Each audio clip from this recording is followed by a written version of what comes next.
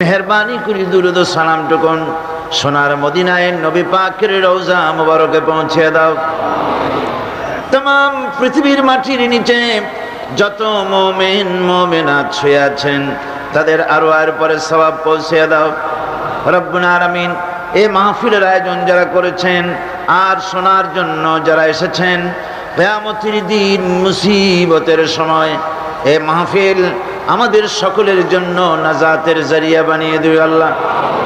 ইয়া রব करम तू अगर करे वो बात दे जुबां को जो दिल पर असर करे। रब्बना तक़ब्बल मिन्ना इन्नका अंतस समीउल अलीम व तुब अलैना इन्नका अंतत तव्वाबुर रहीम। सुब्हान रब्बिका रब्बिल इज्जति अम्मा यसिफून व सलामुन अलल मुरसलीन अल्हम्दुलिल्लाहि रब्बिल आलामीन। जनाब सभापति, हज़रात उलमाए किराम, सम्मानित उपस्थिति, पर्दार आड़ालेर मा ओ बोनेरा, बंधु सांबादिक बृंद, अस्सलामु आलैकुम व रहमतुल्लाहि व बाराकातुहु। মনিবের দরবারে লাখো কোটি শুকর আদায় করি যে মহান আল্লাহ রব্বুল ইজ্জত ওয়াল জালাল আমাদেরকে কোরআনে কারীমের মাহফিলের উপস্থিত হওয়ার সৌভাগ্য দান করেছেন। তার দরবারে শুকরিয়া জানাই, মহব্বতের সাথে পড়ি আলহামদুলিল্লাহ। জোরে সোরে সমস্বরে একযোগে সকলে পড়েন আলহামদুলিল্লাহ। বন্ধুগণ, কোরআনে কারীমের উপরে দেশ এবং জাতির কল্যাণে অত্যন্ত তথ্য এবং তত্ত্বমূলক আলোচনা আপনারা শুনেছেন।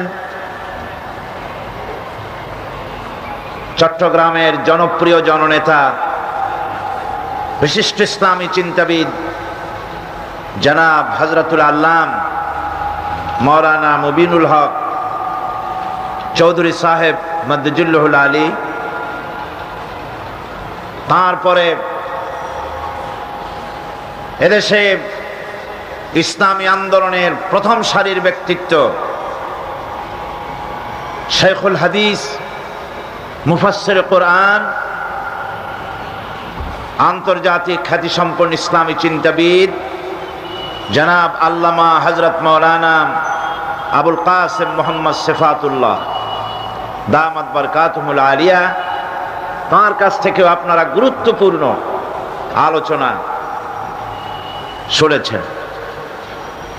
আল্লাহ পাক এ সমস্ত আলোচনা দিয়ে যারাই এই মঞ্চে কথা বলেন তাদের কথাগুলি দিয়ে আমাদেরকে ফায়দা হাসিলের তৌফিক আল্লাহ পাক দান করুন। যারা এই মঞ্চে দাঁড়িয়ে জনতার উদ্দেশ্যে যারা কথা বলেন, দ্বীনের কথা, ইসলামের কথা, আল্লাহর কথা, রাসূলের কথা, আল্লাহ পাক তাদের সকলকে হায়াতে তাইয়্যিবা দান করুন। তাদের কথা বলার যোগ্যতাকে আল্লাহ পাক আরো বাড়িয়ে দিন। মানুষের কাছে তাদের গ্রহণযোগ্যতা আল্লাহ পাক বাড়িয়ে দিন।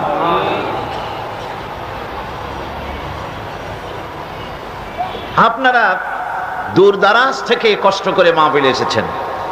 বাংলাদেশে কোরআনে কারীমের তাফসীরের মাহফিল যতগুলি হয় তার মধ্যে উপস্থিতির দিক থেকে চট্টগ্রাম তাফসীরুল কোরআন মাহফিল শীর্ষে রয়েছে আলহামদুলিল্লাহ।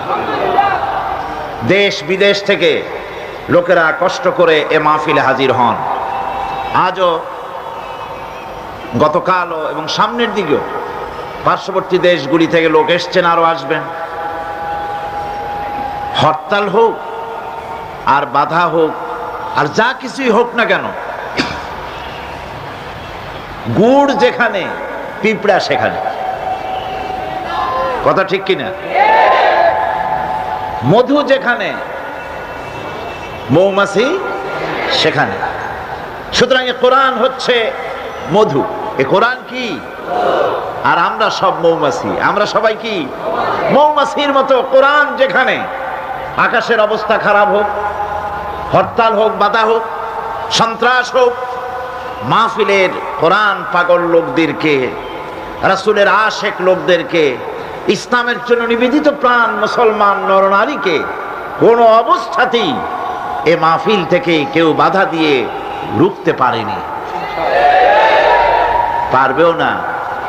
কারণ কোরআন কোনো ব্যক্তির নয়, কোরআন হচ্ছে আল্লাহ পাকের। আপনারা যারা এই মাহফিল এসেছেন, বুখারী শরীফের হাদিস এসছে, আল্লাহ পাকের কিছু কিছু ফেরেশতারা তারা শুধু রাস্তায় রাস্তায় ঘোরে, গ্রামে গঞ্জে ঘোরে। তাদের কাজই হলো ঘোরা। ঘুরতে ঘুরতে যখন তারা দেখেন কোন জায়গায় কিছু লোক বসে গেছে এবং আল্লাহ পাকের জিকির করছে, আল্লাহর কোরআনের আলোচনা করছে, তখন এক ফেরেশতা আর এক ফেরেশতাকে ডেকে বলে, তোমরা যে কারণে ঘুরছো আসো। সেই লোকগুলি পেয়ে গেছে। ফেরেশতারা মাহফিলের চতুর্দিকে দাঁড়ায় যায়, গায়ে গায়ে মিশে, হাত্তাকে পৃথিবীর মাটি থেকে আকাশ পর্যন্ত আল্লাহর রহমতের বৃষ্টি অবতীর্ণ হতে থাকে সেখানে। আল্লাহ পাক সবকিছু জানা সত্ত্বেও ওই ফেরেশতাদেরকে প্রশ্ন করেন, ফেরেশতারা এই লোকগুলি এখানে বসে আছে কেন? তারা কি বলছে? ফেরেশতারা বলে, রব্বুল আলামিন তোমার এই বান্দাগুলি তোমার বিরাটত্ব, তোমার মহানত্ব বর্ণনা করছে, তোমার পবিত্রতা ঘোষণা করছে, তোমার শুকরিয়া আদায় করতেছে, জিকির আজগার করতেছে। আল্লাহ পাক প্রশ্ন করেন, ও ফেরেশতারা তারা কি আমাকে দেখেছে নাকি? ফেরেশতারা জবাব দেন, না রব্বুল আলামিন তোমাকে তারা দেখে নাই। আল্লাহ পাক বলেন, যদি আমারে তারা দেখতো তাহলে কি হতো? ফেরেশতারা বলেন, রব্বুল আলামিন তোমার বান্দাগুলি তোমাকে পাওয়ার জন্য আরো বেশি জিকির করত, আরো বেশি ফিকির করত, আরো বেশি প্রশংসা করত, আরো বেশি তাসবিহ পড়ত। আল্লাহ পাক প্রশ্ন করেন, ও ফেরেশতারা আমার এই বান্দাগুলি আমার কাছে কি চায়? ফেরেশতারা বলে, রব্বুল আলামিন তোমার বান্দাগুলি তোমার কাছে জান্নাত কামনা করে, বেহেশত চায়। আল্লাহ পাক বলেন, ফেরেশতারা তারা কি আমার বেহেশত দেখেছে? ফেরেশতারা বলেন, আয় আল্লাহ তোমার জাতের কসম তারা তোমার জান্নাত দেখে নাই। আল্লাহ পাক প্রশ্ন করেন, যদি তা দেখতো তাহলে কি হতো? ফেরেশতারা বলে, রব্বুল আলামিন তাহলে ওই জান্নাত পাওয়ার জন্য তারা প্রতিযোগিতা করত। আল্লাহ পাক এরপরে প্রশ্ন করেন, ফেরেশতারা আমার এই বান্দাগুলি কিসের থেকে আমার কাছে আশ্রয় চায়, কান্দে কেন? ফেরেশতারা বলেন, রব্বুল আলামিন তোমার বান্দারা তোমার জাহান্নামের আগুন থেকে মুক্তি চায়। আল্লাহ পাক প্রশ্ন করেন, ও আমার ফেরেশতারা তারা কি আমার জাহান্নাম দেখেছে নাকি? ফেরেশতারা বলে, রব্বুল আলামিন তোমার জাতির কসম করে বলি ওরা তোমার জাহান্নাম দেখে নাই। আল্লাহ পাক বলেন, যদি তা দেখতো তাহলে কি হতো? ফেরেশতারা বলে, রব্বুল আলামিন তোমার জাহান্নাম দেখলে তারা এই জাহান্নাম থেকে বেশি করে ভাগতো, এই জাহান্নাম থেকে পানাহ চাওয়ার জন্য, পরিত্রাণ পাওয়ার জন্য আরো বেশি করে কাঁদতো। আল্লাহ পাক বলেন, ও আমার ফেরেশতারা আমার এই বান্দাগুলি আমাকে দেখে নাই, আমার বেহেশত দেখে নাই, আমার দোজখ দেখে নাই। না দেখে কোরআন হাদিসের কথা বিশ্বাস করে এভাবে কাঁদতেছে। তোমরা সাক্ষী থাকো, ওই মজলিসে উপস্থিত সমস্ত লোকগুলিকে আমি রব্বুল আলামিন মাফ করে দিলাম। তোমরা সাক্ষী থাকো, সকলকে ক্ষমা করে দিলাম।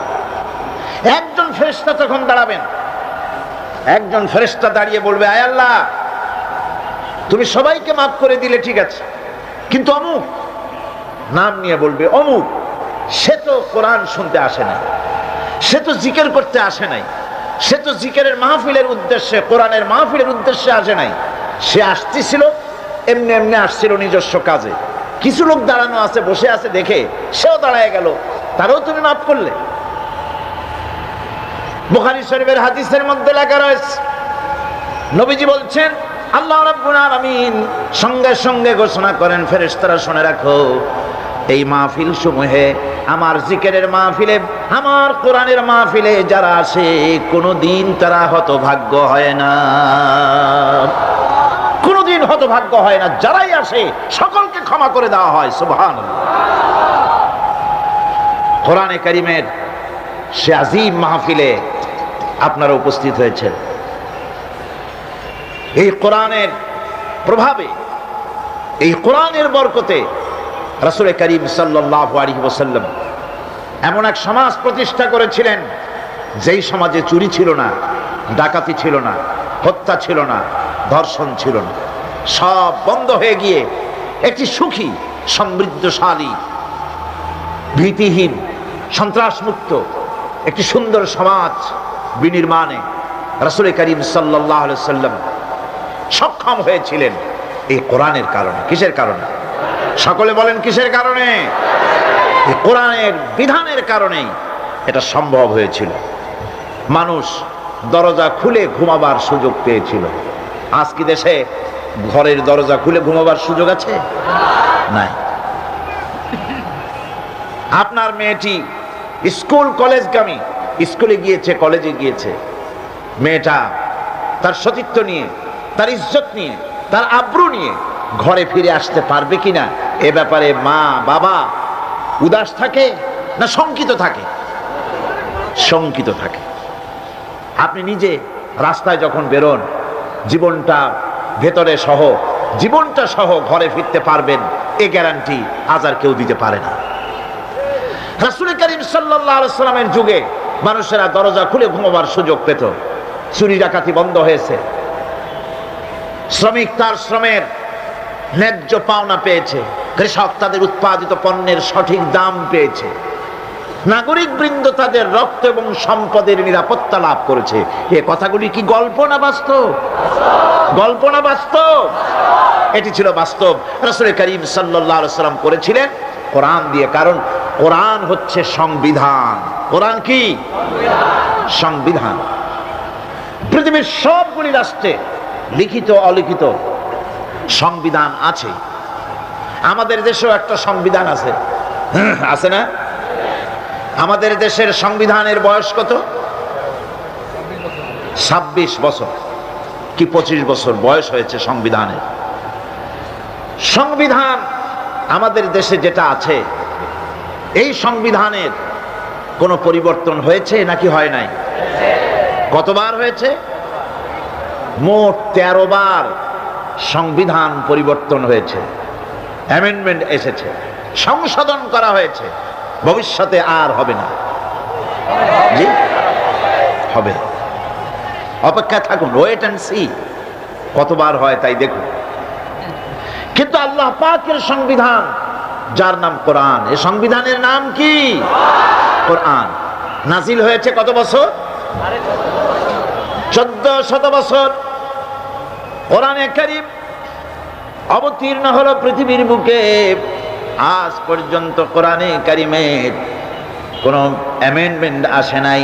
পৃথিবীর কোনো মানুষ বলতে পারে নাই কোরআনের এই আইনটি বর্তমান যুগে চলতে পারে না, এটাকে পরিবর্তন করা হোক, আমি নতুন করে একটা সুন্দর বানাইছি, কোরআনের চাইতে ভালো, সেটারে ঢুকানো হোক। বলতে পেরেছে? পারে না। ভবিষ্যতে পারবে? পারবে।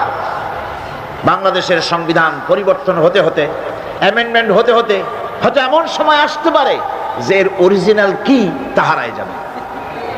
নট আনলাইকলি, হতে পারে যে কোরআন হচ্ছে সবচাইতে মাজলুম কিতাব।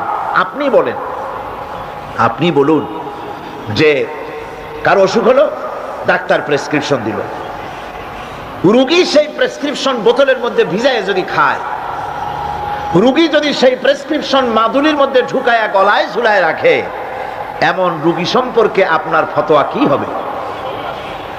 কি বলবেন? বলবেন পাগলের মাথা খারাপ হয়েছে। তা না হলে প্রেসক্রিপশন বোতলে ভিজায় খায় মানুষে, করছে কি? আল্লাহ রাব্বুল আলামিন কোরআনে কারীমকে দুনিয়ার মানুষের জন্য সংবিধান হিসাবে অবতীর্ণ করলেন, আর আমরা ব্যবহার করলাম কোরআনকে, পানির মধ্যে ভিজিয়ে ভিজিয়ে খেলাম, পান করলাম। কোরআনে কারীম কি মাদুলির ভিতরে ভরে গলার মধ্যে ঝুলিয়ে রাখলাম, চুমা খাইলাম, মাথায় লাগাইলাম, কোরআন পড়লাম না, বুঝলাম না, আমল করলাম না। এই কোরআন আল্লাহ রাব্বুল আলামিন তামাম পৃথিবীর মানুষের জন্য অবতীর্ণ করেছেন। হিন্দু, খ্রিস্টান, বৌদ্ধ, নাসারা কেউ বাদ নাই। পৃথিবীর যারা মানুষ তাদের সকলের জন্য হচ্ছে আল কোরআন। মানুষের তৈরি করা মতবাদ দিয়া যদি শান্তি হতো পৃথিবীতে, তাহলে পৃথিবীতে শান্তির প্রচেষ্টা কেউ কম করে নাই, গতকাল বলেছি। কিন্তু সব ব্যর্থ হয়েছে। সব কি হয়েছে? ব্যর্থ হয়ে গিয়েছে। সফল হতে হলে কোরআনের কাছে আসতে হবে, একথা বিশ্বাস করতে হবে। যারা ক্ষমতায় আছেন, যারা রাজনীতি করেন, সকলকেই একথা বিশ্বাস করতে হবে, মন গড়া আইন দিয়ে দেশ চলতে পারে না। যেমন আমার মন গড়া কোনো চিন্তা দিয়ে মাইক অপারেট করলে মাইক চলবে না। আমি যদি আমার চিন্তা অনুযায়ী এটারে লাগাই, আমি যদি মনে করি যে এতটুকু ছোট ছোট মাইক্রোফোন এগুলা কি কথা টানতে পারবে নাকি, এর থেকে এগুলা বাদ দিয়া বড় বড় চুঙ্গাগুলি আনিয়া বক্তার মুখের উপরে ধরো, আওয়াজ জোরে বের হবে। এরকম করলে হবে নাকি? উল্টা বক্তাটারে মারিয়ে ফেলবেন, তার বাঁচারও পথ থাকবে না। টেলিভিশন যদি খারাপ হয়, গাড়ি যদি খারাপ হয়, ওর এক্সপার্ট আছে, তার কাছে যেতে হবে, সে ভালো করার পদ্ধতি তার জানা আছে, ভালো করে দেবে। পৃথিবী তৈরি করেছেন আল্লাহ, মানবগুলি সৃষ্টি করেছেন আল্লাহ, চলবে কিভাবে? এইটা কোথাকার কোন কসিমুদ্দি সলিমুদ্দি, কেটা প্রেসিডেন্ট হইল, কেটা প্রধানমন্ত্রী হইল, কেটা কি হইল আর না হইল, আর তারা বললো এইভাবে চালাও, সেইভাবে চালাও। মানুষের মরণ ছাড়া বাঁচার কোনো পথ থাকবে না। দেশকে পরিচালিত করতে হলে শান্তিপূর্ণ উপায়ে যদি দেশ চালাতে কেউ চায়, তাহলে কোরআনের বিকল্প, রাসূলের বিধানের, আল্লাহর বিধানের বিকল্প বিশ্ববাসীর কাছে কিছুই নাই।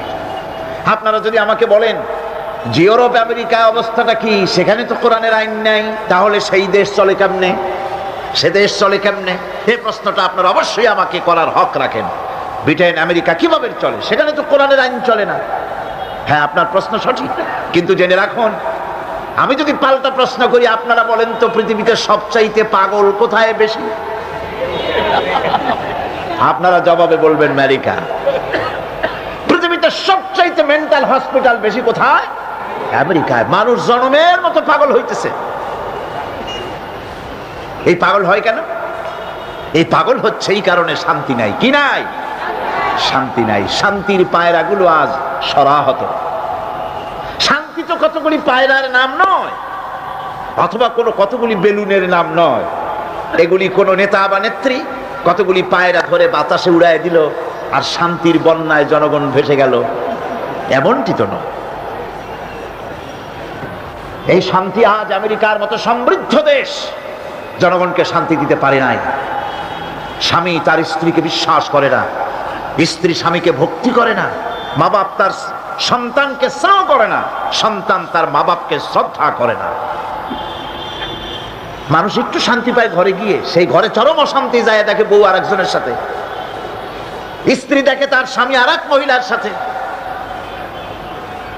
মানুষগুলি এখন মরার জন্য পাগল হয়েছে। আপনারা শুনে অবাক হবেন, গত জুলাই মাসের the Far Eastern Economic Review পত্রিকার ভেতরে এসেছে, আমেরিকার 10,000 আমেরিকান, সাদা আমেরিকান হোয়াইট হাউসের সামনে গিয়ে তারা বিক্ষোভ প্রদর্শন করেছে, দাবি জানিয়েছে সরকারের কাছে যে আমাদেরকে আত্মহত্যা করার অধিকার দেওয়া হোক, আইনগত অধিকার।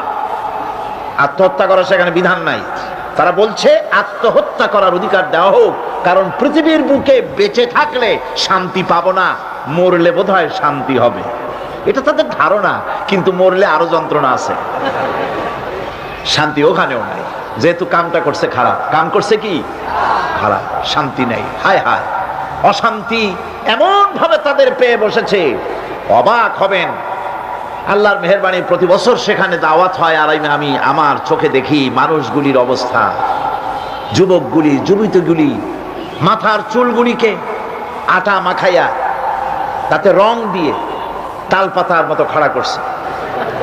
কেউ বা মাথার পেছনের চুলগুলি ছোট ছোট করে ছেটে ওখানে বাড়ির টেলিফোন নম্বর, রোড নম্বর লিখে দিয়েছে। অবাক কাণ্ড।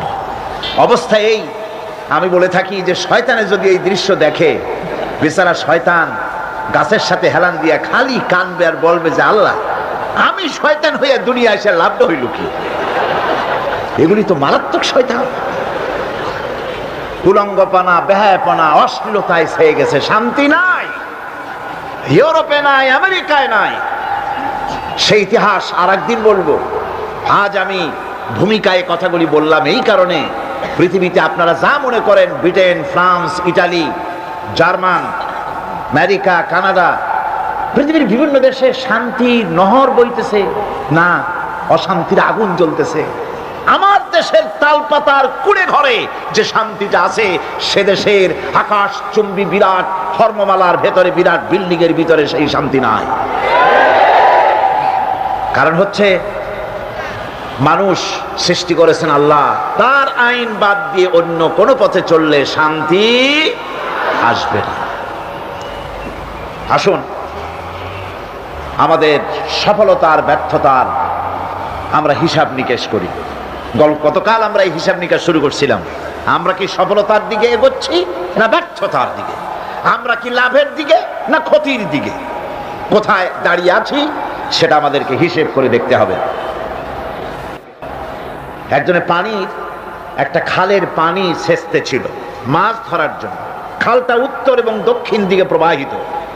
উত্তর দিকের পানি বালতি ভরে ভরে দক্ষিণ দিকে ফেলতেছিল মাছ ধরার আশায়।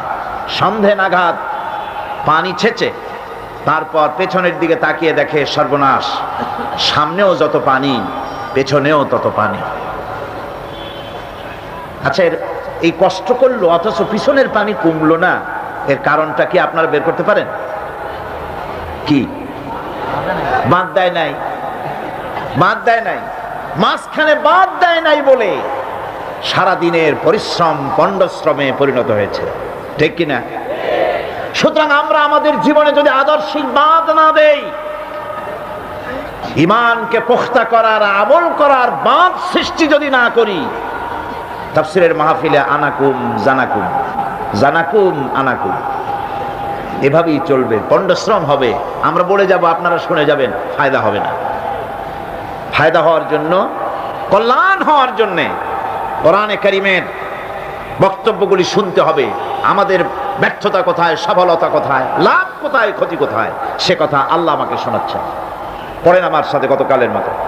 আউযু বিল্লাহি মিনাশ শাইতানির রাজীম। বিসমিল্লাহির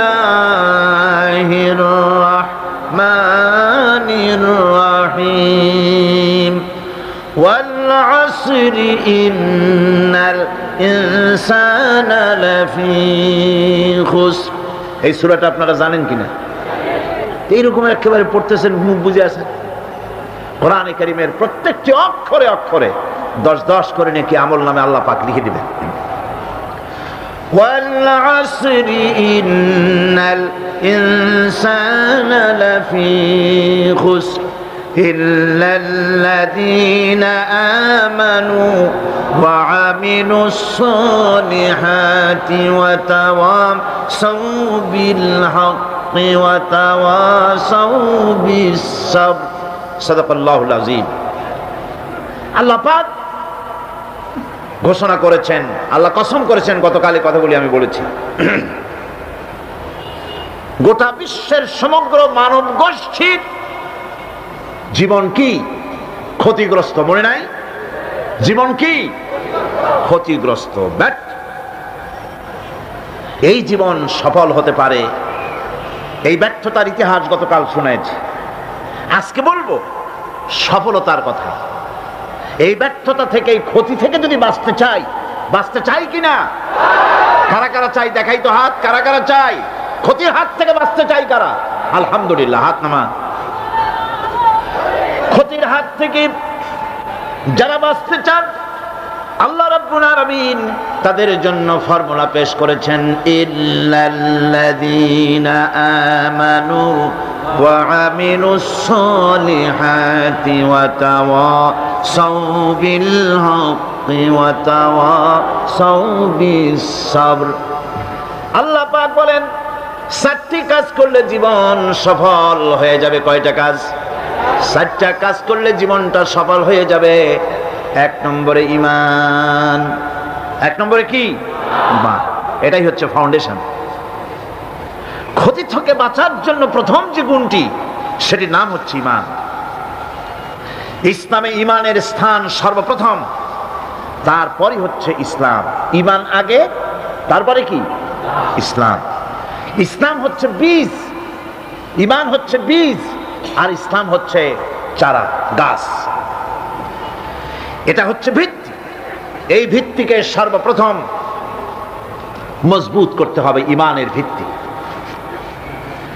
ঈমানের ভিত্তি দুনিয়ায় ঈমানের আহ্বান জানাবার জন্যই আল্লাহ রাব্বুল আলামিন সমস্ত নবী এবং রাসূলদেরকে পৃথিবীতে পাঠিয়েছেন ঈমানের আহ্বানের জন্য।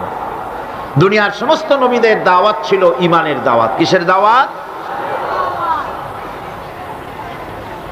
এই ঈমানের দাবিটা আসছে, এই দাওয়াতটা এসেছে আল্লাহর কাছ থেকে। কার কাছ থেকে? দেখুন, পৃথিবীর ভিতরে কোন নবীদের কথার সাথে আরেকজন নবীর কথার কোনো বৈপরীত্য হয় নাই। সমস্ত নবীদের কথা একরকম ছিল। কয় রকম? একজন নবীর সঙ্গে তার বক্তব্যের সাথে আরেকজন নবীর বক্তব্যের কোনো গুণগত মৌলিক কোনো পার্থক্য ঘটে নাই, অসঙ্গতি হয় নাই। কারণ নবীরা, আম্বিয়া আলাইহিমুস সালাম, নিজেরা বানিয়ে কথা রচনা করে তারা মানুষের সামনে পেশ করে নাই। সমস্ত নবীদের কাছে যত দাওয়াত এসেছে, একটা অফিস থেকে এসেছে। সে অফিসটা হচ্ছে কার? আল্লাহ রাব্বুল আলামিনের। তাই দুনিয়ার সমস্ত পয়গম্বরদের দাওয়াত ছিল না ইলাহা ইল্লাল্লাহ, লা ইলাহা ইল্লাল্লাহ, লা ইলাহা, লা ইলাহা ইল্লাল্লাহু মুহাম্মাদুর রাসূলুল্লাহ। এটাই ছিল সমস্ত নবীদের দাওয়াত। কোরআনে কারীম তার ধারক এবং বাহক সম্পর্কে বলে যে তিনি যে দাওয়াত দিয়েছেন সে দাওয়াতটা হলো ঈমানের দাওয়াত। আমাদের নবী তিনি এসে যে দাওয়াত দিয়েছেন সে দাওয়াতটা কিসের? কোরআনে কারীম বলছে, ربنا إننا سمعنا مناديا ينادي للإيمان। হে আমাদের রব, নিশ্চয়ই আমরা এমন একজন আহ্বায়কের আহ্বান শুনেছি যিনি আমাদেরকে ঈমানের দাওয়াত দিয়েছেন। এমন কোন পয়গম্বর নাই দুনিয়ায় যিনি ঈমানের দাওয়াত দেন নাই। সকলেই ঈমানের দাওয়াত মানুষের সামনে, বিশ্ববাসীর সামনে পেশ করেছেন। কোরআনে হাকিম স্পষ্ট একটা সীমারেখা দুনিয়ার মানুষের সামনে পেশ করে পৃথিবীর মানুষগুলিকে দুটি শ্রেণীতে বিভক্ত করে দিয়েছে। একটি হচ্ছে ঈমান পোষণকারী, আরেকটি হচ্ছে অবিশ্বাসী। একটা ঈমান পোষণকারী আর একটা অবিশ্বাসী। ঈমান পোষণকারীরা সত্যশ্রয়ী, তারা হচ্ছে জ্ঞান এবং নূরের সম্পদে সমৃদ্ধ।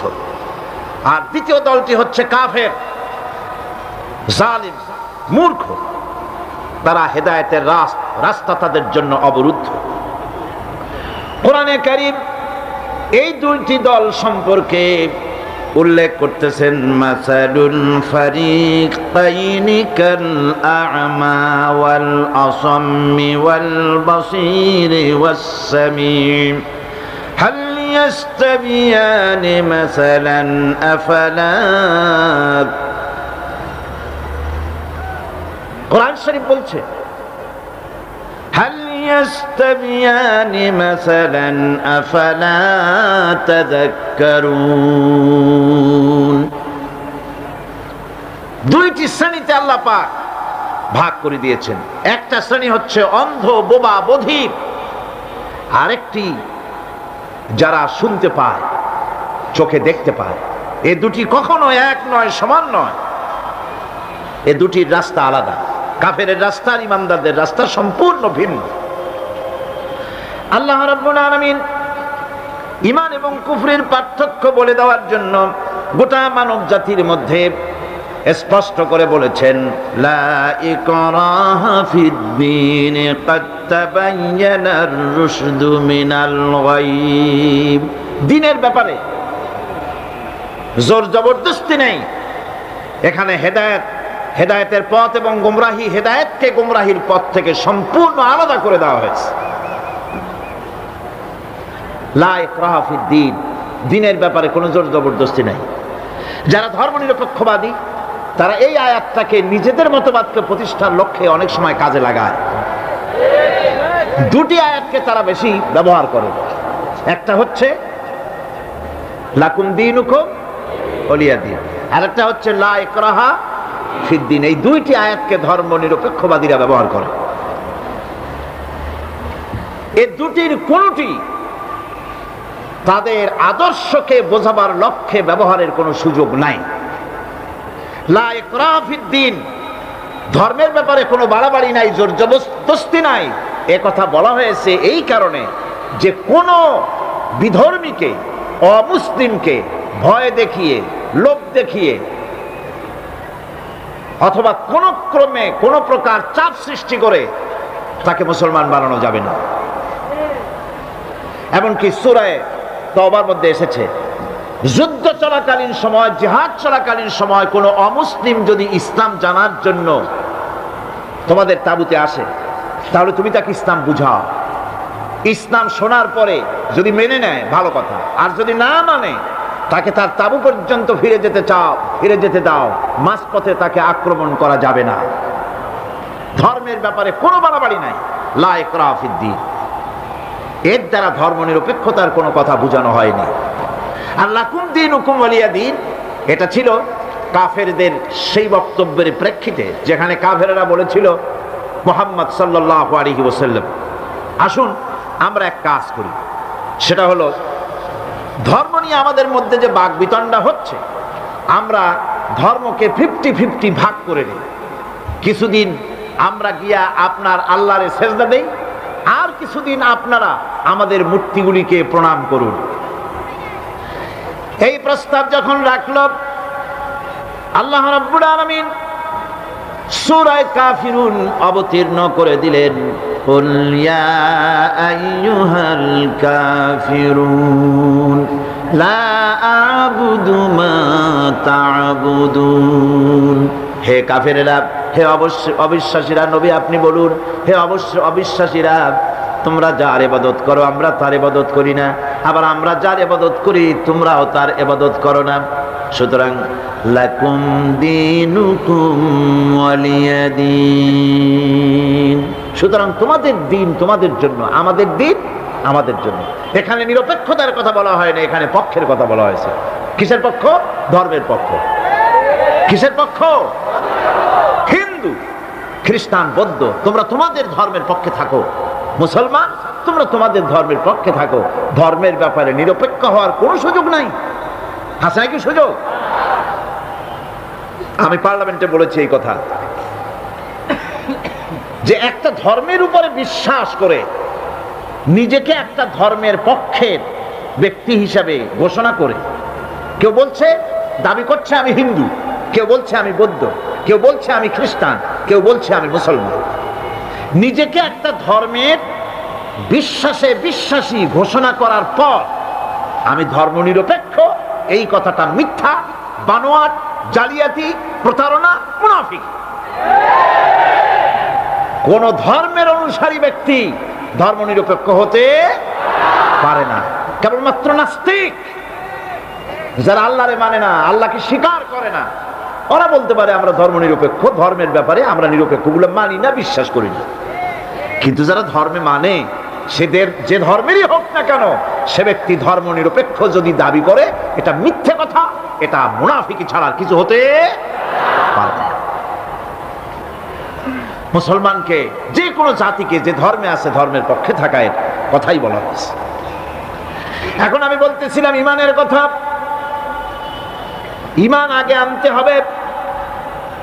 ইমান সম্পর্কে আল্লাহ রাব্বুল আলামিন বলতেছেন, ইমান হলো আগে, তারপরে ইসলাম। আবার ইমান আনার আগে আবার কুফরি একটা শব্দ আছে, সেটা হলো ফামান ইয়াকফুর বিত্তাগুতি ওয়া ইউমিন বিল্লাহি ফাকাদ ইসতামসাকা বিল উরওয়াতিল উসকা লা ইনফিসামা লাহা ওয়াল্লাহু সামিউন আলীম। ফামান ইয়াকফুর বিত্তাগুত, যে ব্যক্তি তাগুতকে অস্বীকার করেছে, সর্বপ্রথম তাগুতকে অস্বীকার করতে হবে। ওয়া ইউমিন বিল্লাহ, আর এরপরে আল্লাহর উপরে যে ঈমান আনলো, ফাকাদ ইসতামসাকা বিল উরওয়াতিল উসকা, সে এমন এক শক্ত অবলম্বন ধারণ করলো যা তাকে কোনো কিছুই বিচ্ছিন্ন করবে না, ধ্বংস করে দেবে না। সুবহানাল্লাহ। এখন সত্যিকারের ঈমানদারের পরিচয়টা কি? কোরআনে কারীম সত্যিকারের ঈমানদারের পরিচয় এভাবে পেশ করতেছে, ইন্নামাল মুমিনুনা আল্লাযীনা আমানু বিল্লাহি ওয়া রাসূলিহি সুম্মা লাম ইয়ারতাবু وجاهدوا بأموالهم وأنفسهم في سبيل الله أولئك هم الصادقون। ঈমানের দাবিতে সত্যবাদী কারা? ইন্নামাল মুমিনুনা আল্লাযীনা আমানু বিল্লাহি ওয়া রাসূলিহি, সত্যিকারের মুমিন তো তারা যারা নাকি ঈমান এনেছে আল্লাহর উপর এবং রাসূলের উপরে। এই ঈমান আনার পর সুম্মা লাম ইয়ারতাবু, এরপরে কোনো সন্দেহে সে নিপতিত হয় নাই, কোনো সন্দেহ তার মনের মধ্যে জায়গা পায় নাই, আর সে আল্লাহর রাস্তায় জিহাদ করেছে মাল দিয়ে, জান দিয়ে। উলাইকা হুমুস সাদিকুন, এরাই হলো ঈমানের দাবিতে সত্যবাদী। সুম্মা লাম ইয়ারতাবু, অথবা এক বিন্দু সন্দেহ মনের মধ্যে জায়গা দেয় নাই, অর্থাৎ ঈমান আনছি কার উপরে? আল্লাহর উপরে। কার উপরে?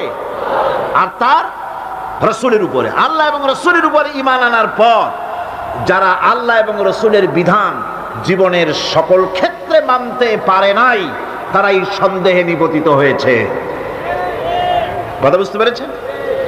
তাদের সন্দেহ এই কোরআন মানুষের জীবন, তার সম্পদ, তার রাজনীতি, তার অর্থনীতি পরিচালনা করতে পারে না। সেই জন্য ধর্মের ব্যাপারে কোরআন মানি, ধর্মের ব্যাপারে নামাজ আর রোজা মানি, কিন্তু রাজনীতিতে ধর্ম মানি না। এটাই হলো সন্দেহ। এটাই কি? সন্দেহ, অবিশ্বাস। জীবনকে তারা দুইটা ভাগ করেছে, এক ভাগ রাজনীতির জন্য আর এক ভাগ কিসের জন্য? ধর্মের জন্য। জীবনকে এভাবে দুইটা ভাগ করার কোন অধিকার দেওয়া হয় নাই। যারাই মুখে উচ্চারণ করেছে লা ইলাহা ইল্লাল্লাহু মুহাম্মাদুর রাসূলুল্লাহ, জোরে সোরে পড়েন লা ইলাহা ইল্লাল্লাহু মুহাম্মাদুর রাসূলুল্লাহ। যারা জীবনকে, যারা নাকি ঈমান এনেছে, কালেমা বিশ্বাস করেছে, আল্লাহ এবং রাসূলের প্রতি ঈমান এনেছে, জীবনকে দুইটা ভাগ করার কোনো অধিকার নাই। যার কথা মতো নামাজ পড়ব, তার কথা মতোই রাজনীতি করব। যার কথা মতো হজ করব, যাকাত দিব, তার কথা মতো পার্লামেন্ট চালাবো। যার কথা মতো হজ করব, যাকাত দিব, সেজদা দিব, তার কথা মতোই বঙ্গভবন আর সেক্রেটারিয়েট চালাবো। যাকে মানি, যে আল্লাহরে সেজদা করি সারা জীবন, যে রাসূলকে মানি আমার নেতা হিসেবে, রাসূল হিসেবে, সে আল্লাহ এবং রাসূলের হুকুম অনুযায়ী আমার কোর্ট কাছারি, আদালত, শিক্ষাঙ্গন চালাবো। এটা যদি চালাই তবে আমি মুমিন, আর যদি না চালাই, সন্দেহে যদি নিপতিত হয়ে যায় যে কোরআন থাকবে মসজিদে, আমার পার্লামেন্টে কোরআন ঢুকতে পারবে না। কোরআন পার্লামেন্ট শুরু হওয়ার সময় একবার তেলাওয়াত হবে, কিন্তু তা আমল করা হবে না। অনুষ্ঠানগুলি শুরু হবে কোরআন দিয়ে, কিন্তু তা আমল করা হবে না। কোরআন তেলাওয়াত করে ব্যবসা প্রতিষ্ঠান উদ্বোধন করা হচ্ছে, কিন্তু সুদের টাকা দিয়ে ব্যবসা প্রতিষ্ঠান বানানো হলো। বিবাহ পড়ানো হচ্ছে কোরআনের আয়াত দিয়ে, কিন্তু যৌতুক গ্রহণ করা হারাম, সেই যৌতুক দিয়ে বিয়ে উদ্বোধন করা হলো। এমনি সকল ক্ষেত্রে নাফরমানি করে যে ঈমানের দাবি করলো, এই ঈমান ঈমান নয়, এর নাম মুনাফিকি। এই মুনাফিকি থেকে বাঁচতে হবে। সন্দেহের দানা বাঁধলে চলবে না, বিশ্বাস করতে হবে আমার কোরআনের নাম সংবিধান, এই কোরআন দিয়ে পার্লামেন্ট চলবে। চলবে না? চলবে না? চলবে। আমি এ যাবৎকালীন যত বক্তব্য রেখেছি পার্লামেন্টে, আমার অধিকাংশ বক্তব্য আমি কোরআন দিয়ে হাদিস দিয়ে বলেছি, আলহামদুলিল্লাহ। চাই সে শিল্পনীতি, বিদ্যুৎ নীতি, অর্থনীতি, বাজেট, শিক্ষানীতি, আইন শৃঙ্খলা পরিস্থিতি, সবটা কোরআন হাদিস দিয়ে আমি আলোচনা করার চেষ্টা করেছি, আলহামদুলিল্লাহ। আমার এলাকার মানুষের কাছে আমার এটা ওয়াদাও ছিল, নির্বাচনকালীন ওয়াদা। আমি এই ওয়াদা করি নাই যে আপনারা আমাকে ভোট দেন, আমি আপনাদেরকে মটকির মতো বিশাল রসগোল্লা বানায় দেব, গরুর গাড়ির চাকার মতো জিলাপি বানায় দেব, এইসব কথা বলিনি। রাস্তা দেব, ঘাট দেব, কলেজ দেব, এগুলো বলিনি। আমি বলেছি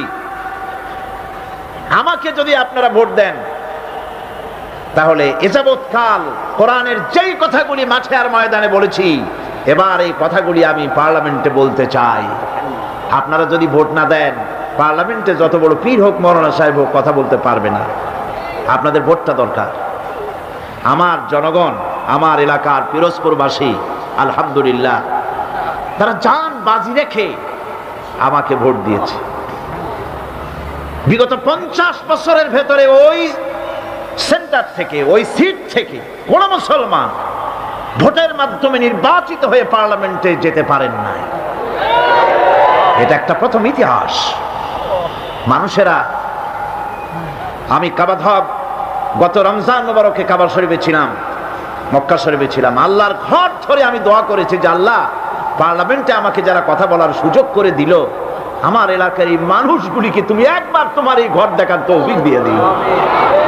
যেহেতু তাদের প্রচেষ্টাই আমি পার্লামেন্টে কথা বলতে পেরেছি, এবং প্রথম দিনেই শিরকের দুর্গে আঘাত করেছি। বলেছি মাথা ঝুঁকানো স্পিকার সাহেব আপনার সামনে চলবে না। মুসলমান কেবলমাত্র মাথা নত করবে আল্লাহ রাব্বুল আলামিনের সামনে, আপনার সামনে নয়।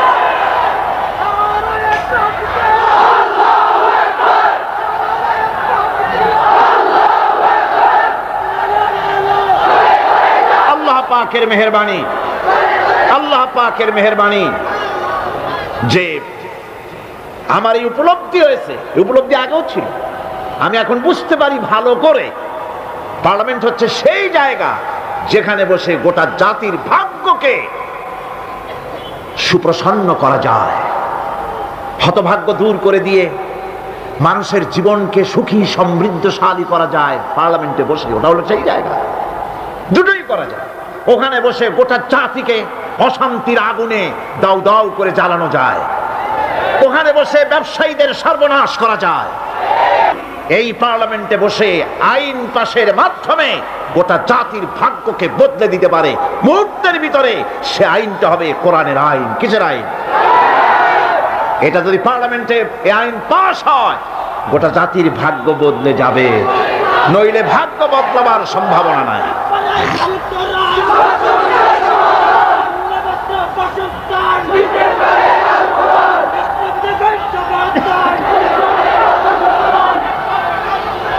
আমার বন্ধুগণ, ইমানের কথা বলছি।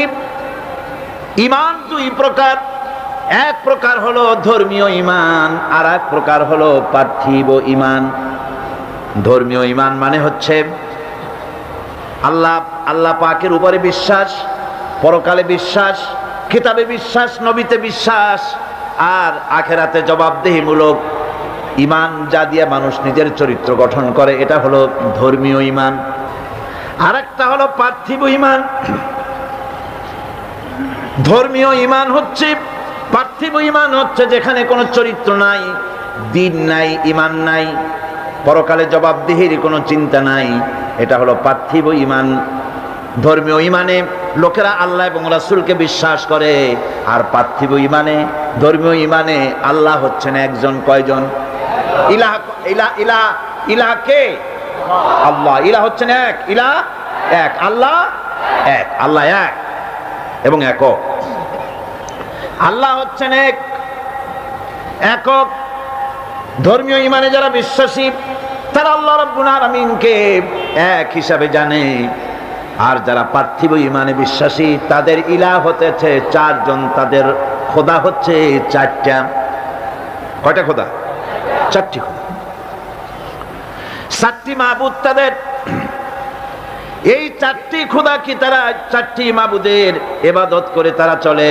তাদের প্রথম মাবুদ হচ্ছে, তাদের বড় খোদা হচ্ছে তাদের দেশ, তাদের জাতি।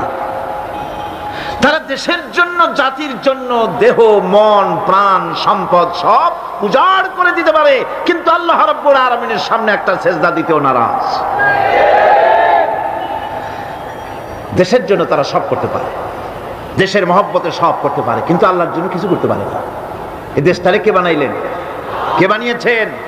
আল্লাহ রাব্বুল আলামিন। এ দেশের সুখ, শান্তি, সমৃদ্ধি, সম্পদ কে দিয়েছে? সে আল্লাহ পাকের কথা মনে থাকে না। শুধু দেশের জন্য তারা দেশভিত্তিক জাতীয়তা তৈরি করে, দেশভিত্তিক জাতীয়তা। তারপরে ধর্ম তারা বাদ দিয়ে দেয়। বিশ্বকবি ডক্টর আল্লামা ইকবাল রহমাতুল্লাহ আলাইহি তিনি সুন্দর করে বলেছেন, মজহব সে হ্যায় मजहब जो नहीं तुम भी नहीं, कौम मजहब से है मजहब जो नहीं तुम भी नहीं, जज्बे बाहम जो नहीं महफिल अंजुम भी नहीं। ধর্মেতে হয় জাতির গঠন, ধর্ম নাই তো তুমিও নাই, নাইকো যদি মাধ্যাকর্ষণ, গ্রহ সূর্য ভূমিও নাই। ধর্ম দিয়ে জাতির গঠন হয়, ধর্ম হচ্ছে ভিত্তি, তারপরে জাতি। আমি তো আগে মুসলমান, তারপরে আমি বাংলাদেশি। আমি আগে কি, তারপরে কি, আমি বাংলাদেশি। প্রথমে ধর্ম, আমি মুসলমান। এই ধর্ম যদি থাকে আমার জাতীয়তা টিকবে। আমার ধর্ম ছাড়া যদি জাতীয়তা গড়ি, সেই জাতীয়তা মিক্স আপ হয়ে যাবে। সেখানে আমার স্বাতন্ত্র্য, আমার অস্তিত্ব, আমার স্বকীয়তা বজায় থাকবে না। যেমন মাধ্যাকর্ষণ, ল অফ গ্র্যাভিটেশন আছে বলে চন্দ্র, সূর্য, গ্রহ, নক্ষত্র সব টিকে আছে, ঠিক কিনা? মাধ্যাকর্ষণ যদি না থাকে, গ্রহ, উপগ্রহ, নক্ষত্র, সৌররাজি, solar system, whole solar system, galaxy, milky way, পৃথিবী, যা কিছু আল্লাহ সৃষ্টি করেছেন সব ধ্বংসস্তূপে পরিণত হয়ে যাবে। আল্লাহ পাক এটাকে মাধ্যাকর্ষণ শক্তির মাধ্যমে এটাকে টিকায় রেখেছেন। এটা আল্লাহর কুদরত। এরকম অসংখ্য মাধ্যাকর্ষণ বানিয়েছেন। শুধু পৃথিবীর মাধ্যাকর্ষণ নাই, অন্যান্য গ্রহগুলিরও মাধ্যাকর্ষণ আছে, একটা আর একটাকে ধরে রাখার জন্য। মাধ্যাকর্ষণ আছে বলেই যেমন সব আছে, ধর্ম আছে বলে জাতি আছে। ধর্ম থাকবে না, এই জাতীয়তার 4 পয়সার কোনো দাম না। এজন্য কবি বলতেছেন, আল্লামা ইকবাল আরো সুন্দর করে বলতেছেন, ইনতাজা খুদাউ মে বড়া সবসে वो वतन है, ইনতাজা খুদাউ মে बड़ा सबसे वो वतन है, जो इसका पिरहन है वो मजहब का काफन है। इंताजा खुदाऊ बड़ा सबसे वो वतन है। এই টাটকা খোদাগুলির মধ্যে, ওদের যে 4টা খোদা, সেই 4টা তাজা টাটকা খোদাগুলির মধ্যে সবচেয়ে বড় খোদা হলো ওয়াতান, দেশ। দেশের জন্য গান রচনা করে, দেশের পাখির জন্য গান রচনা করে, দেশের গাছের জন্য গান রচনা করে, দেশের প্রবাহিত নদী নালার জন্য গান তৈরি করে। কিন্তু এই সৌন্দর্য যিনি সৃষ্টি করলেন সেই আল্লাহর নামে একটা অক্ষরও লিখতে রাজি না। সুতরাং আইন তৈরি করার ইখতিয়ার হচ্ছে আল্লাহ পাক। মানুষগুলি তো আল্লাহ, এই জন্য এ মানুষের একটা স্বাধীন সত্তা আছে, দারুণ মর্যাদা। মানুষের মর্যাদা কার বেশি? মানুষের। কন্যা কার বেশি? কোথায় পাইলাম? এই যে এখানে আছে, আল্লাহ নিজেই বলেছে। আল্লাহ রাব্বুল আলামিন বলেন, ওয়া লাকাদ কাররামনা বানি আদম, আদম সন্তানকে আমি মর্যাদা দিয়েছি, সম্মানিত করেছি, সব থেকে সম্মানিত করেছি আদম সন্তান এই মানুষগুলিকে, আর সব থেকে সুন্দর করে বানাইছি আমি মানুষগুলিরে। সুবহানাল্লাহ। এত সম্মান দিলাম, আল্লাহ পাক মানুষকে এত সম্মান দিলেন। এই সম্মানিত জীব, এই মানুষগুলিকে রব্বুল আলামিন যত খাবার দিলেন, কোনো খাবার খোলা দেন নাই। যত খাবার দিয়েছেন সম্মানিত মেহমান বলে খাবারগুলো ঢেকে ঢেকে দিলেন। মেহমানের সামনে খোলা খাবার দেওয়া কোনো ভদ্রতা না? ভদ্রতা নয়। সম্মানিত মেহমান আল্লাহ পাকের মানুষগুলি, এই জন্য কলা দিলেন প্যাকেট করে, আম দিলেন প্যাকেট করে, কাঁঠাল দিলেন প্যাকেট করে, আনারস দিলেন কভার করে, ডালিম বেদানা আনার দিলেন প্যাকেট করে। যত খাবার দিলেন সব ঢেকে ঢুকে আল্লাহ পাক বান্দার সামনে হাজির করে দিলেন। তুমি আমার সৃষ্টির সেরা। আল্লাহ পাক যা বানিয়েছেন তার মধ্যে শ্রেষ্ঠ সৃষ্টি কে? সুতরাং সৃষ্টি করেছে আমি, এ মানুষগুলি আইন মানবে আল্লাহ পাকের। ইনিল হুকমু ইল্লা লিল্লাহ। আইন চলবে কার? একমাত্র আল্লাহ রাব্বুল আলামিনের। সেই আইন মানলেই শান্তি হবে, নইলে শান্তি পাওয়া যাবে। 2 নম্বরের পার্থিব ইমানদার, এই মানে বিশ্বাসী যারা, তাদের মাবুদ হলো দেশের আইন। আর 3 নম্বরে তাদের মাবুদ হলো তাদের নিজের নফস, প্রবৃত্তি। মন চাহি জিন্দিগি যাপন করে, মন যেদিকে চায় সেদিকে চলো। চলো হাওয়া হায় জিধার কা, যেদিকের বাতাসের দিকে খুশি সেই দিকে চলো। আছে না একরকম মানুষ যারা বলে হুজুর মসজিদে যখন যাই খুবই ভালো লাগে, আবার সিনেমায় গেলেও খারাপ লাগে না। মিলাদ শরীফ যখন পড়ি তখনও মজা লাগে, আবার যখন কীর্তন শুনি তাও কিন্তু খারাপ লাগে না। ওয়াজ মাহফিল আসলেও ভালো লাগে, আবার গান শুনতে গেলেও মোটেও খারাপ লাগে না। এই সব মানুষগুলি সম্পর্কে শায়ের বলতেছেন, মসজিদ মে যাকে নামাজ পড়ো, হোটেল পে যাকে শরাব পিও। মসজিদ মে যাকে নামাজ পড়ো, होटल पे जाके शराब पियो, ताकि रहमान भी राजी रहे, शैतान भी नाराज न हो। মসজিদে যাইয়া নামাজ পড়ো আর পানশালায় গিয়া 1 গ্লাস পান করে আসো, যাতে আল্লাহ খুশি থাকে আর শয়তান বেটাও যেন নারাজ না হয়, পরে একটু খুশি খুশি রাখো। এই চিন্তা নিজের নফস এবং প্রবৃত্তিকে খুশি করা। Eat, drink and be merry. খাও, পান করো, ফুর্তি করো, নো ফুর্তি, নো চিন্তা। দুনিয়া কা মজা লে লো, দুনিয়া তোমারি है। এই কয়দিনের দুনিয়া, এখানে তো থাকবো না, আমরা সবাই চলে যাব। এই বেলা ভাই মদ খেয়ে নাও, কাল নিশীতের ভরসা কই, চাঁদনি জাগিবে যুগ যুগ ধরি, আমরা তো আর রব না সই। সুতরাং যাওয়ার আগে জনমের মতো ঢালো, পাইকারি দরে খাও। এই নফস এবং প্রবৃত্তিকে খুশি করে তারা, আল্লাহকে ভয় করে না। নফস তাদের 3য় নম্বরের মাবুদ, আর 4র্থ নম্বরের মাবুদ হচ্ছে তাদের নিজস্ব জ্ঞান এবং বিচক্ষণতা। নিজেদেরকে জ্ঞানের হাড়ি তারা মনে করে, বুদ্ধির ঢেকি মনে করে, আমার চাইতে বুদ্ধিমান আর কে আছে। উলট পালট করে দেমা লুটে পুটে খাই। সে মনে করে আমি সব আমার বুদ্ধি দিয়ে সব টাইট করব, কেউ আমার ঠেকাইতে পারবে না। কাকের অভ্যাস, কাক চিটাগাঁয়ে কি বলে? কাউয়া। আচ্ছা বলে কাউয়া উর্দু শব্দ, বাংলায় বলে কাক। এই কাক তার খাদ্য গোপন করে কিভাবে দেখেছেন? আমি ছোটবেলায় দেখছি। কোথার থেকে খাদ্য নিয়ে আসলো চুরি করে, বা যে কোনো কায়দায় খাবার আনলো, খাবার এনে সে চালের মধ্যে অথবা কোনো তার গোপন জায়গায় ওটাকে গুজে রাখার সময় চোখ বন্ধ করে রাখে। তার ধারণা কেউ দেখলো না, চোখ বন্ধ করে রাখছে।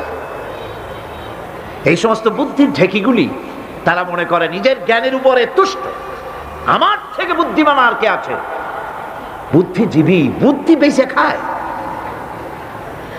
সুতরাং আমি তার নিজস্ব বুদ্ধি এবং বিচক্ষণতা এগুলি কি চূড়ান্ত মনে করে এর পেছনে তারা লেগে থাকে। এটা হচ্ছে তাদের 4র্থ নম্বরের মাবুদ। এখানে সত্য এবং সততার কোনো বালাই নাই, এখানে ন্যায় বিচার এবং ন্যায় নিষ্ঠা পরোপকারিতার কোনো বালাই নাই। মদ, জুয়া, বেশ্যাবৃত্তি, ব্যভিচার, চুরি, প্রতারণা, ডাকাতি, শয়তানি, বদমাশি এখানে সব চলে, এখানে কোনো মানবতার প্রশ্ন নাই। এই চারটি খোদায় তারা বিশ্বাসী, যারা নাকি পার্থিব ইমানে ইমানদার। আর যারা ধর্মীয় ইমান ইমানদার তারা হচ্ছেন আল্লাহ এবং পরকালে বিশ্বাসী। এখন এই কথাটা মনে রাখতে হবে যে ইমান এমন এক বিষয় যা আবার মৌখিক দাবি করলেই হয় না। কেউ যদি পড়ে লা ইলাহা ইল্লাল্লাহ, মুসলমান কি হয়ে গেল? বলেন আপনি, ফতোয়া দেন হয়ে গেল? খেরাত নে গর কে ভি দিয়া লা ইলাহা ইল্লাল্লাহ তো क्या हासिल, दिलो निगाह मुसलमान नहीं तो कुछ भी नहीं। খেরাত নে গর কে ভি দিয়া লা ইলাহা ইল্লাল্লাহ, মুখে আসলো আর স্বতঃস্ফূর্তভাবে বলে ফেললো লা ইলাহা ইল্লাল্লাহ, তো क्या हासिल, এতে কিছু এর দ্বারা কোনো উপকার হলো না। দিলো নিগাহ মুসলমান হি তো কুছ ভি নেহি, অর্থাৎ তার মন তার মস্তিষ্ক লা ইলাহাকে বিশ্বাস করলো না, আমল করলো না, এই কালেমা পড়ার কোনো দাম নাই। এবার আল্লাহর ভাষায় শুনুন, আল্লাহ রাব্বুল আলামিন বলেন ওয়া মিনান নাসি মান ইয়াকুলু আমান্না বিল্লাহি ওয়া বিল ইয়াউমিল আখির ওয়া মা হুম বিমুমিনিন।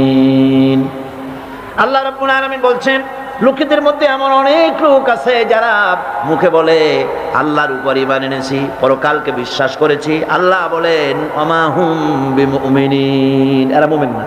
আল্লাহ কি বলছেন খুব লক্ষ্য করেন। একদিকে মুসলমান হইতে হলে বিশ্বাস করতে হবে কি আল্লাহর পরকাল, রাসূলের উপর ঈমান, এগুলি করতে হবে। একটা লোক ঘোষণা করলো যে আমি আল্লাহ এবং পরকালকে বিশ্বাস করি, এরপরে আল্লাহ পাক বলছেন ওমা হুম বিমুমিনিন, এরা মুমিন না। কারণ এই কথাগুলি তার মুখের মনের কথা না। সে ব্যক্তি, এরকম ব্যক্তি এ মাহফিলও থাকতে পারে, যদি থাকে আল্লাহ রাব্বুল আলামিন তাকে হেদায়েত নসিব করে দিন, আমরা বলি আমিন। সে লোকটিকে আমি আলোচনা করলে আপনি নিজেই বুঝতে পারবেন, যার ভুল তার কাছে ধরা পড়বে। আয়নার সামনে দাঁড়ালে পরে আয়না সব বলে দেয়, ঠিক কিনা?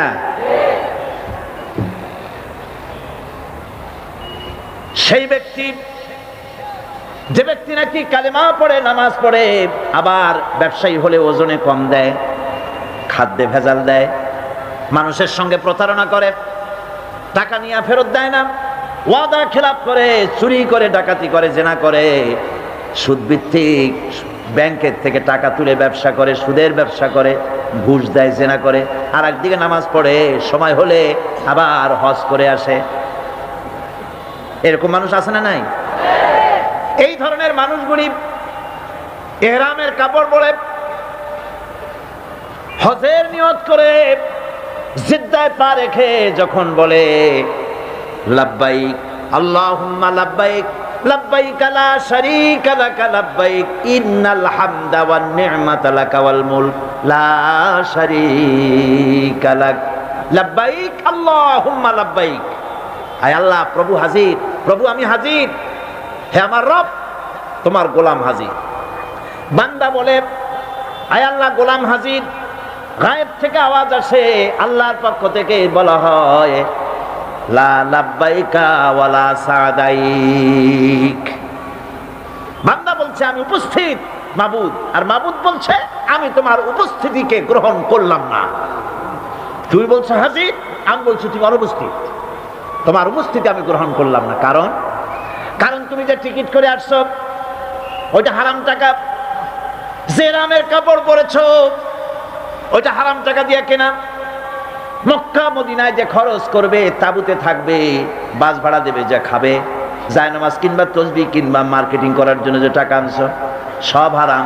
তোমার গায়ের গোশত হারাম, তোমার গায়ের রক্ত হারাম, হারাম খেয়ে পেটটারে সাইজ মতো বানাইছো, এরকম করে হারামের টাকা দিয়া হজ করতে এসেছো, তোমার উপস্থিতি আমি গ্রহণ করলাম না। নাউজুবিল্লাহ।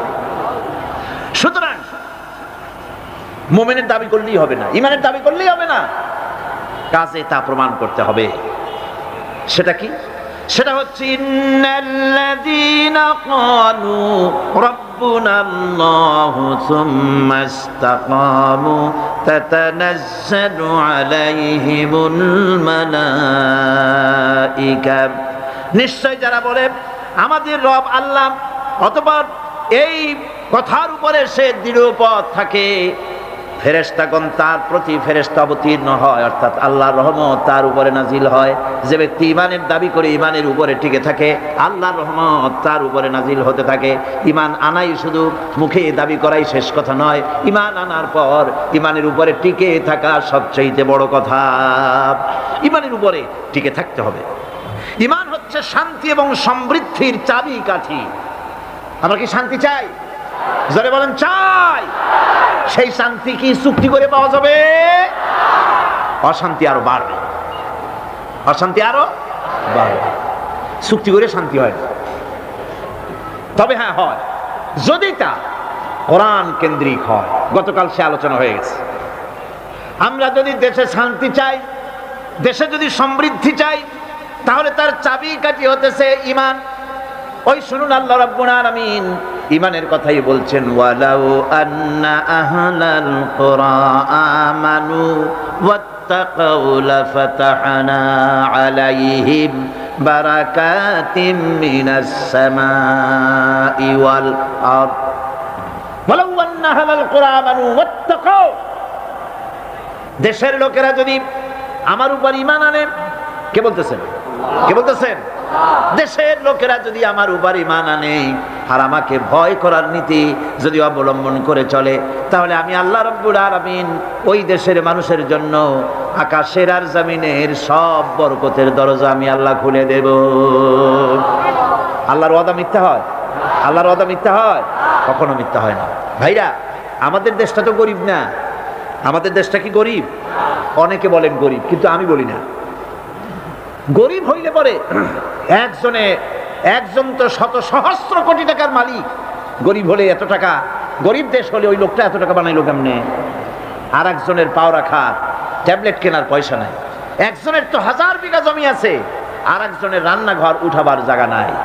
একজন তো তার মেয়ে বা ছেলের বিবাহে লক্ষ লক্ষ কোটি টাকা খরচ করছে, আর একজন তো তার বাপ মারা গিয়েছে, কাপড় কেনার পয়সা নাই। এটা বাংলাদেশের ইতিহাস কিনা? তাহলে বোঝা যাচ্ছে দেশে সম্পদ আছে, সম্পদ আছে। কি সম্পদ আছে? আমাদের আছে পশু সম্পদ, গবাদি সম্পদ।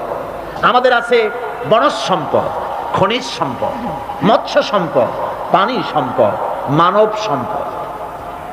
সব সম্পদ আছে। আমাদের কোনো জিনিসের অভাব নেই। একটা জিনিসের অভাব, সেটা হলো সৎ নেতৃত্বের অভাব।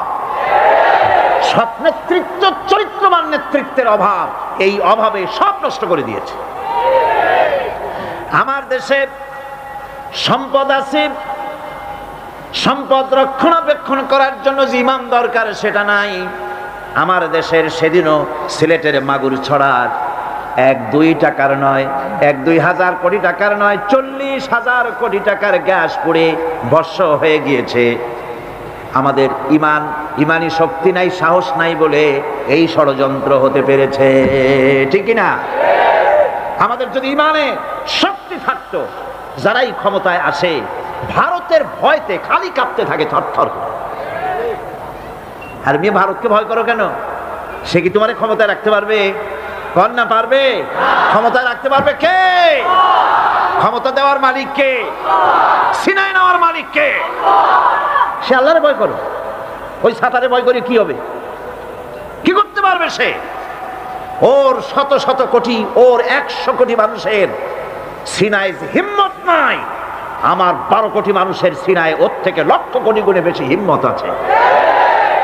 সেই হিম্মতটা কি? সেটা কি? तौहीद की अमानत सीनों में है हमारे, तौहीद की अमानत सीनों में है हमारे, मुमकिन नहीं मिटाना नाम निशान हमारा। একত্ববাদের তৌহিদের আমানত যার সিনার ভিতরে বদ্ধমূল, যেই জাতির সিনায় বদ্ধমূল এমন 12 কোটি মানুষ ধারণ করে ধন্য বাংলার মাটি। কারো হুমকিতে, কারো চক্ষু, রাঙ্গা চক্ষু, রক্ত চক্ষু দেখে এই জাতি নিশ্চিহ্ন হতে পারে না। মুমকিন নেই মিটানা নাম নিশান হামারা, আমার অস্তিত্বকে খতম করে দেয় এ শক্তি কারো নাই পৃথিবীর বুকে। তবে মুনাফিক হলে খতম হয়ে যেতে হবে। কি হলে খতম হবে? মুনাফিক হলে। ইমানদার হলে টিকে থাকতে পারবে। আমার দেশে সম্পদ রয়েছে, সম্পদের কোনো অভাব নাই, সম্পদে ভরপুর আমার দেশ। আমার দেশে যেখানে গ্যাস আছে সেখানে তেলও আছে। মাঝে মধ্যে তেলের কূপ উৎসারিত হয়। ভোলা, বাখরাবাদ, সিলেটের হরিপুর তেল মাঝে মধ্যে ওঠে। আল্লাহ পাক একটু একটু দেখান তেল আছে, তেল আছে। তেল তোরা পাবি যদি ইমানদার হও। মাটির তেল বেরিয়ে আসবে, মিয়া কুলাইতে পারবি না। সৌদি আরব, কুয়েত, কাতার, বাহরাইন, ওমান, সুদান, ইয়েমেন, আরব আমিরাত, এইসব দেশে মরুভূমির দেশ, বালু আর বালু, পাহাড় আর পাহাড়। না খাইয়া ভূত হইতেছে। আপনারা যেভাবে না কইলেন তাতে মনে হয় যে ওদের ভাত কয়দিন হয় খায় নাই। ওদের সম্পদ আছে কিনা? আমার বন্ধুগণ, মরুভূমির তলা দিয়া বিশ্বনবী রাসূল করিম সাল্লাল্লাহু আলাইহি ওয়াসাল্লামের কদম মোবারক যেই মরুভূমিতে পড়েছে, ওই কদম মোবারকের বরকতে মাটির তলা দিয়া, বালুর তলা দিয়া আল্লাহ সোনা বার করে দিয়েছেন। রাসূলের বরকতে মাটির তলা থেকে সোনা বেরিয়ে গেছে, লিকুইড গোল্ড, পেট্রোল বেরিয়েছে। তাদের কোনো জিনিসের অভাব নাই। আমরাও আল্লাহর শত্রু নই, আমরাও আল্লাহর বান্দা, আল্লাহর গোলাম। আমরা কি? আমার দেশও আল্লাহ অভাব রাখেন নাই, আমার দেশও আছে। নাই শুধু ঈমান, নাই শুধু চরিত্র, তেল আছে বলি মাঝে মধ্যে আল্লাহ রাব্বুল আলামিন দেখায় দেন তেল আছে, ঈমান আনো, তেল বের করে দেব। আর যদি ঈমান না আনো, ঈমানের নামে যদি মুনাফিকি করো, ক্ষমতায় যাওয়ার আগে বারবার উমরার হজ, ধর্মের নামে হজ, আর সংস্কৃতির নামে ধর্ম আমদানি করার জন্য, মানুষকে বিভ্রান্ত করার জন্য মক্কা মদিনায় দৌড়াদৌড়ি, আর সংস্কৃতি আমদানির জন্য গয়া কাশীতে দৌড়াদৌড়ি। এই যদি অবস্থা হয়ে যায়, মাটির তেল বের হবে না। এই মুনাফিকি যারাই করে তাদের তেল আল্লাহ বের করে দিবে। পারবেন কিনা? পারবেন কিনা? হাজার বার পারবেন। ফাআলুল লিমা ইউরিদ, যা খুশি তিনি তাই করেন, ঠিক কিনা? যা খুশি তিনি তাই করেন। আমার কাছে দুইটা দেশের দৃষ্টান্ত আছে, একটা হচ্ছে রাশিয়া আর একটা হচ্ছে আমেরিকা। রাশিয়ার জনগণ বলছিল দেয়ার ইজ নো গড। রাশিয়ার সরকার এবং তার পূজারীরা তারা বলেছিল দেয়ার ইজ নো গড, স্রষ্টা বলতে কেউ নাই। কারে চ্যালেঞ্জ করলো? বোঝেন বোঝেন কথা বোঝেন? কারে চ্যালেঞ্জ করলো? সরাসরি আল্লাহ কি চ্যালেঞ্জ করে বসছে? সাহস করে আল্লাহ না, আল্লাহ যেন চ্যালেঞ্জটা গ্রহণই করলেন। ইতিহাসের পাতার দিকে যদি তাকাই, লক্ষ্য করে দেখতে পাই আল্লাহ যেন এটাকে, চ্যালেঞ্জটাকে গ্রহণই করে ফেললেন। সেখানে দেখা গেল যে লোকটা বলল দেয়ার ইজ নো গড, স্রষ্টা বলতে কেউ নাই, ধর্ম একটা আফিম, এই জাতীয় বক্তব্য যে লোক রাখলো, সেই লোকটার বিরাট 20 ফিট উঁচার আর 50 টন ওজনের মূর্তি, ব্রোঞ্জ দিয়ে বানানো মূর্তি, লেনিনের এই মূর্তিটা যখন কোনো যুদ্ধ হলো না, কোনো মারামারি নাই, কোনো যুদ্ধ নাই, মারামারি ছাড়া, যুদ্ধ ছাড়া, সংঘর্ষ ছাড়া, যারা বলল দেয়ার ইজ নো গড, স্রষ্টা বলতে কেউ নাই, আল্লাহ বলতে কেউ নাই, এই দেশটাকে, সোভিয়েত ইউনিয়নকে আল্লাহ রাব্বুল আলামিন গজব দিয়া টুকরা টুকরা করে দিলেন। এটা ইতিহাস না মিথ্যা? এটা গল্প না বাস্তব? সোভিয়েত ইউনিয়ন টুকরা টুকরা হয়ে গেল। এখন মূর্তিটার দশা হবে কি? ইতিহাস বলছে এই মূর্তি আল্লাহরে চ্যালেঞ্জ করলো, যে বলল ধর্ম আফিম আর আল্লাহ বলতে কেউ নাই, সেই মূর্তিটারে ক্রেন দিয়ে নামানো হলো, গোটা জাতি জুতা দিয়ে ওটারে পাড়াইলো। এই জন্য মূর্তি পূজা যারা করে, মানুষকে উঁচা বানাবার জন্য, শ্রেষ্ঠ বানাবার জন্য প্রাণান্ত যারা করে, ইতিহাস সাক্ষী দেয় এগুলি রব্বুল আলামিন ডাস্টবিনে নিক্ষেপ করে দেন। মানুষের জন্য নয়, প্রশংসা করো আল্লাহর। মূর্তিটারে পাড়াইলো গোটা জাতি। সরকার এই মূর্তি বিক্রি করার জন্য টেন্ডার কল করলো, বলল দুনিয়াকে জানালো বেশি টাকা যে দিবে এতগুলি ব্রোঞ্জ আমরা করবোটা কি, আমাদের গরিব দেশ, একটু পয়সা করি হোক, কেউ দয়া করে এটারে কিনে নিয়ে যাও। লেনিনের মূর্তি যেদিন ফালায় দেওয়া হলো সেদিন থেকে নিয়ে পর্যন্ত কতগুলি বছর চলে গেল, আজ পর্যন্ত পৃথিবীতে একটা মানুষ পাওয়া গেল না যে একটা টাকা দিয়ে এই শয়তানদারে কেউ কেনে। একটা টাকার একজন খরিদ্দার মেলে নাই। গত 3 দিন আগে পত্রিকায় এসেছে, এখন সরকার সিদ্ধান্ত নিয়েছে আস্ত তো কেউ কিনলো না, এটার ভাঙবো, টুকরা টুকরা করিয়ে তারপরে দেখো কেউ কেনে নাকি, তাও খরিদ্দার। দেশ টুকরা টুকরা হয়ে গেল। আল্লাহরে মানি না, আল্লাহ বলতে কেউ নাই, নাউজুবিল্লাহ, এই কথা যারা বললো গোটা দেশটাকে টুকরা টুকরা করে আজ সেই দেশের মধ্যে চেচনিয়া, বজনিয়া, তাসখান, বোখারা, ওই দেশের মধ্যে দেশগুলি টুকরা করে আলাদা আলাদা দেশের অস্তিত্ব বানাইয়া তার উপরে কালেমার পতাকা আল্লাহ উড়াইয়া দিলেন। এখন চেচনিয়ার বুকে উঠতেছে লা ইলাহা ইল্লাল্লাহু মুহাম্মাদুর রাসূলুল্লাহর পতাকা। সুবহানাল্লাহ। আল্লাহ পাক বলেছেন লা ইন শাকারতুম লাযীদান্নাকুম ওয়া লা ইন কাফারতুম ইন্না আযাবি লাশাদীদ। আমার শুকরিয়া যদি আদায় করো নিয়ামতের, শুকর আমি নিয়ামত বাড়ায় দেব, আর যদি শুকর আদায় না করো মস্ত বড় শাস্তি দেব। ওরা নিয়ামতের শুকর আদায় করেন, আল্লাহ শাস্তি দিয়ে দিয়েছেন। আমেরিকা শুকর আদায় করছে কিভাবে? প্রত্যেক বছর নভেম্বর মাসের শেষ বৃহস্পতিবার 29শে নভেম্বর তারা একটা ডে অবজার্ভ করে, থ্যাঙ্কস গিভিং ডে। ওরকম একটা দিনে আমি ওখানে ছিলাম। আমি জিজ্ঞেস করলাম কি থ্যাঙ্কস, কারে থ্যাঙ্কস দাও? ওরা বলে যে গড আমাদের সারা বছর খাওয়ায় পড়ায় আরামে রাখে, এত বড় একটা দেশ গড আমাদের দিছে, এই জন্য গডের অন্তত একটা দিন হলেও একটু থ্যাঙ্কস দেওয়া দরকার। সেজন্য তারা ওই দিনটাকে থ্যাঙ্কস গিভিং ডে অবজার্ভ করে। কিভাবে করে আমার কৌতূহল জাগলো যে শুকরিয়া আদায় করে কেমনি দেখি। সারা রাত রাস্তায় নামিয়া জনমের মতো মদ খায় আর নাচে, শুকরিয়া আদায়ের পদ্ধতি। যাই হোক, একদিন হলেও তো শুকরিয়া আদায় করছে যেমনে হোক। তাদের ডলার গুলিতে তারা লিখেছে, আপনি দেখবেন ডলারের উল্টা পৃষ্ঠে লেখা আছে ইন গড উই ট্রাস্ট, আমরা গডে বিশ্বাস করি। প্রত্যেকটা ডলারের উপরে লেখা। তারা গতকাল আমি বলেছি তারা সংবিধান, তাদের ধর্মগ্রন্থের উপরে হস্তস্পর্শ করে তারপরে ওথ নেয়, শপথ নেয় প্রেসিডেন্ট হওয়ার জন্য। আল্লাহর মেহেরবানি, সেই দেশে এখন মুসলমানদের সংখ্যা দিন দিন বাড়তেছে। আমি যখন 1982 সনে সর্বপ্রথম আমেরিকা সফর করি, তখন আমি সেখানে দেখেছি মসজিদ ছিল গোটা 3 নিউ ইয়র্ক সিটিতে, গোটা 3 মসজিদ।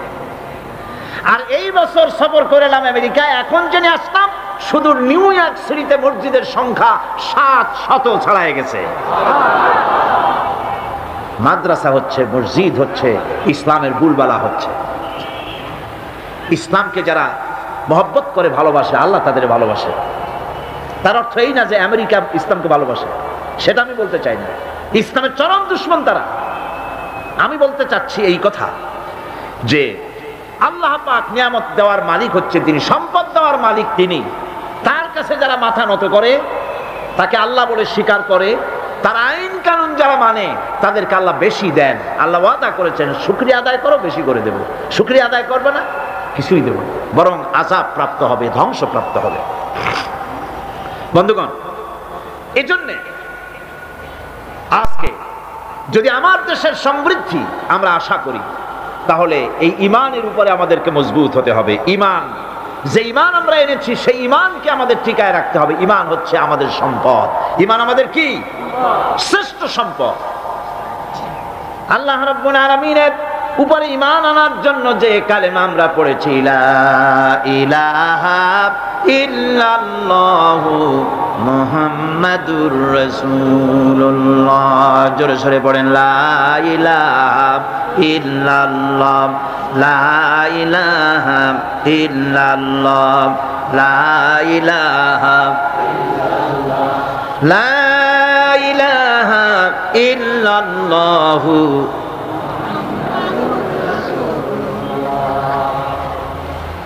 এই কালেমাটাও বুঝি না।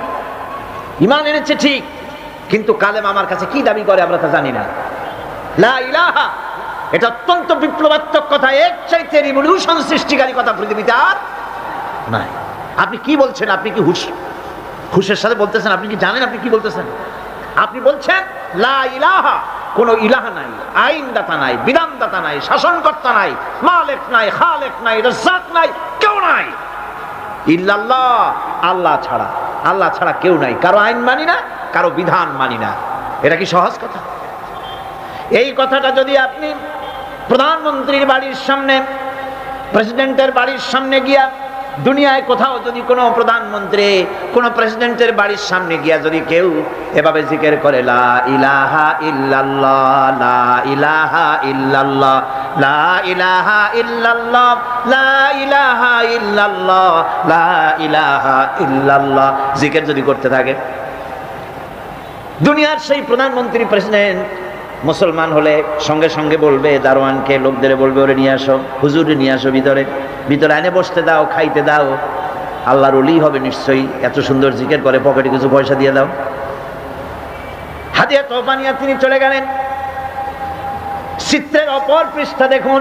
এরপরে আরেকজন এসে তিনি প্রেসিডেন্ট প্রধানমন্ত্রীর বাড়ির সামনে দাঁড়ায় বলতেছেন কারো আইন মানি না, কারো বিধান মানি না, কারো আইন মানি না, কারো বিধান মানি না, কারো শাসন মানি না, কারো ঠ্যাঙের তলে মাথা দেই না, কারো হুকুম মানি না, কারো শৃঙ্খলা মানি না, কাউকে স্বীকার করি না আল্লাহ ছাড়া। এই জিকির যদি করতে থাকে তাহলে কি ঘরের মধ্যে ঢুকে খাইতে দেবে? দেবে? জন্মের মতো খাওয়াই দেবে পিঠের উপরে। তাহলে প্রথমে দিল না কেন? প্রথম ব্যক্তিকে জন্মের মতো খাওয়াইল না কেন? ওইটা বোঝে নাই, ওইটা বোঝে নাই, আর এটা বুঝছে, বোঝাবুঝির ব্যাপার। নমরুদ খুব ভালো করে বুঝেছিল। ইব্রাহিম আলাইহিস সালাম যখন বলেছিলেন লা ইলাহা ইল্লাল্লাহ, নমরুদ খুব ভালো করে বুঝেছিল এর অর্থটা কি।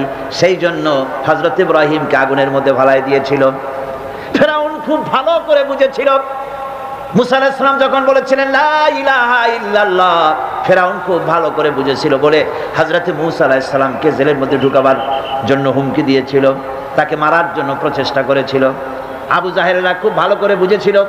রাসূলুল্লাহ যখন বলেছেন লা ইলাহা ইল্লাল্লাহ, আবু জাহেলের গোষ্ঠীরা ভালো করে বুঝেছিল বলেই আবু তালেবের কাছে এসে বলেছে তোমার ভাইয়ের ছেলেকে বলো এই কথাটা যেন আর না কয়। ইব্রাহিম আলাইহিস সালাম যখন বলেছিলেন লা ইলাহা ইল্লাল্লাহ, নমরুদ খুব ভালো করে বুঝেছিল এর অর্থটা কি। সেই জন্য হযরত ইব্রাহিমকে আগুনের মধ্যে ভালাই দিয়েছিল। ফেরাউন খুব ভালো করে বুঝেছিল।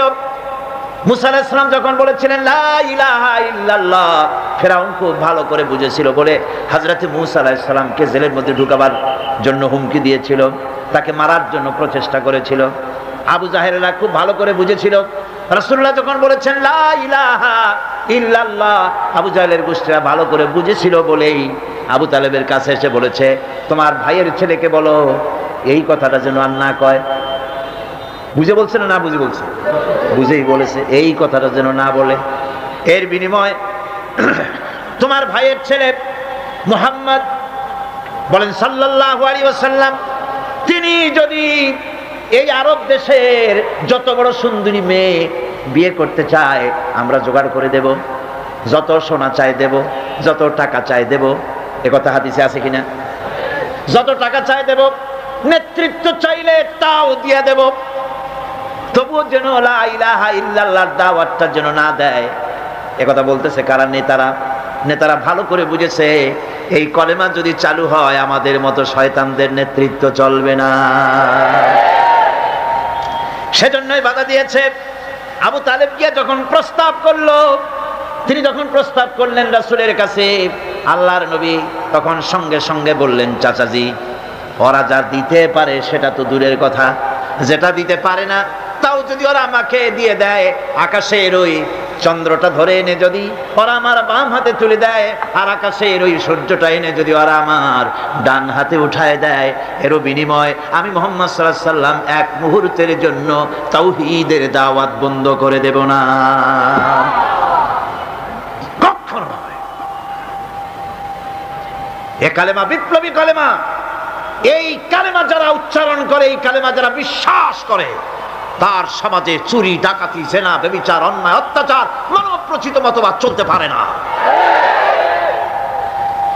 একদিকে আগুন জ্বলবে আর তার পাশে আবর্জনা নিরাপদ থাকবে। বুঝুন কথা।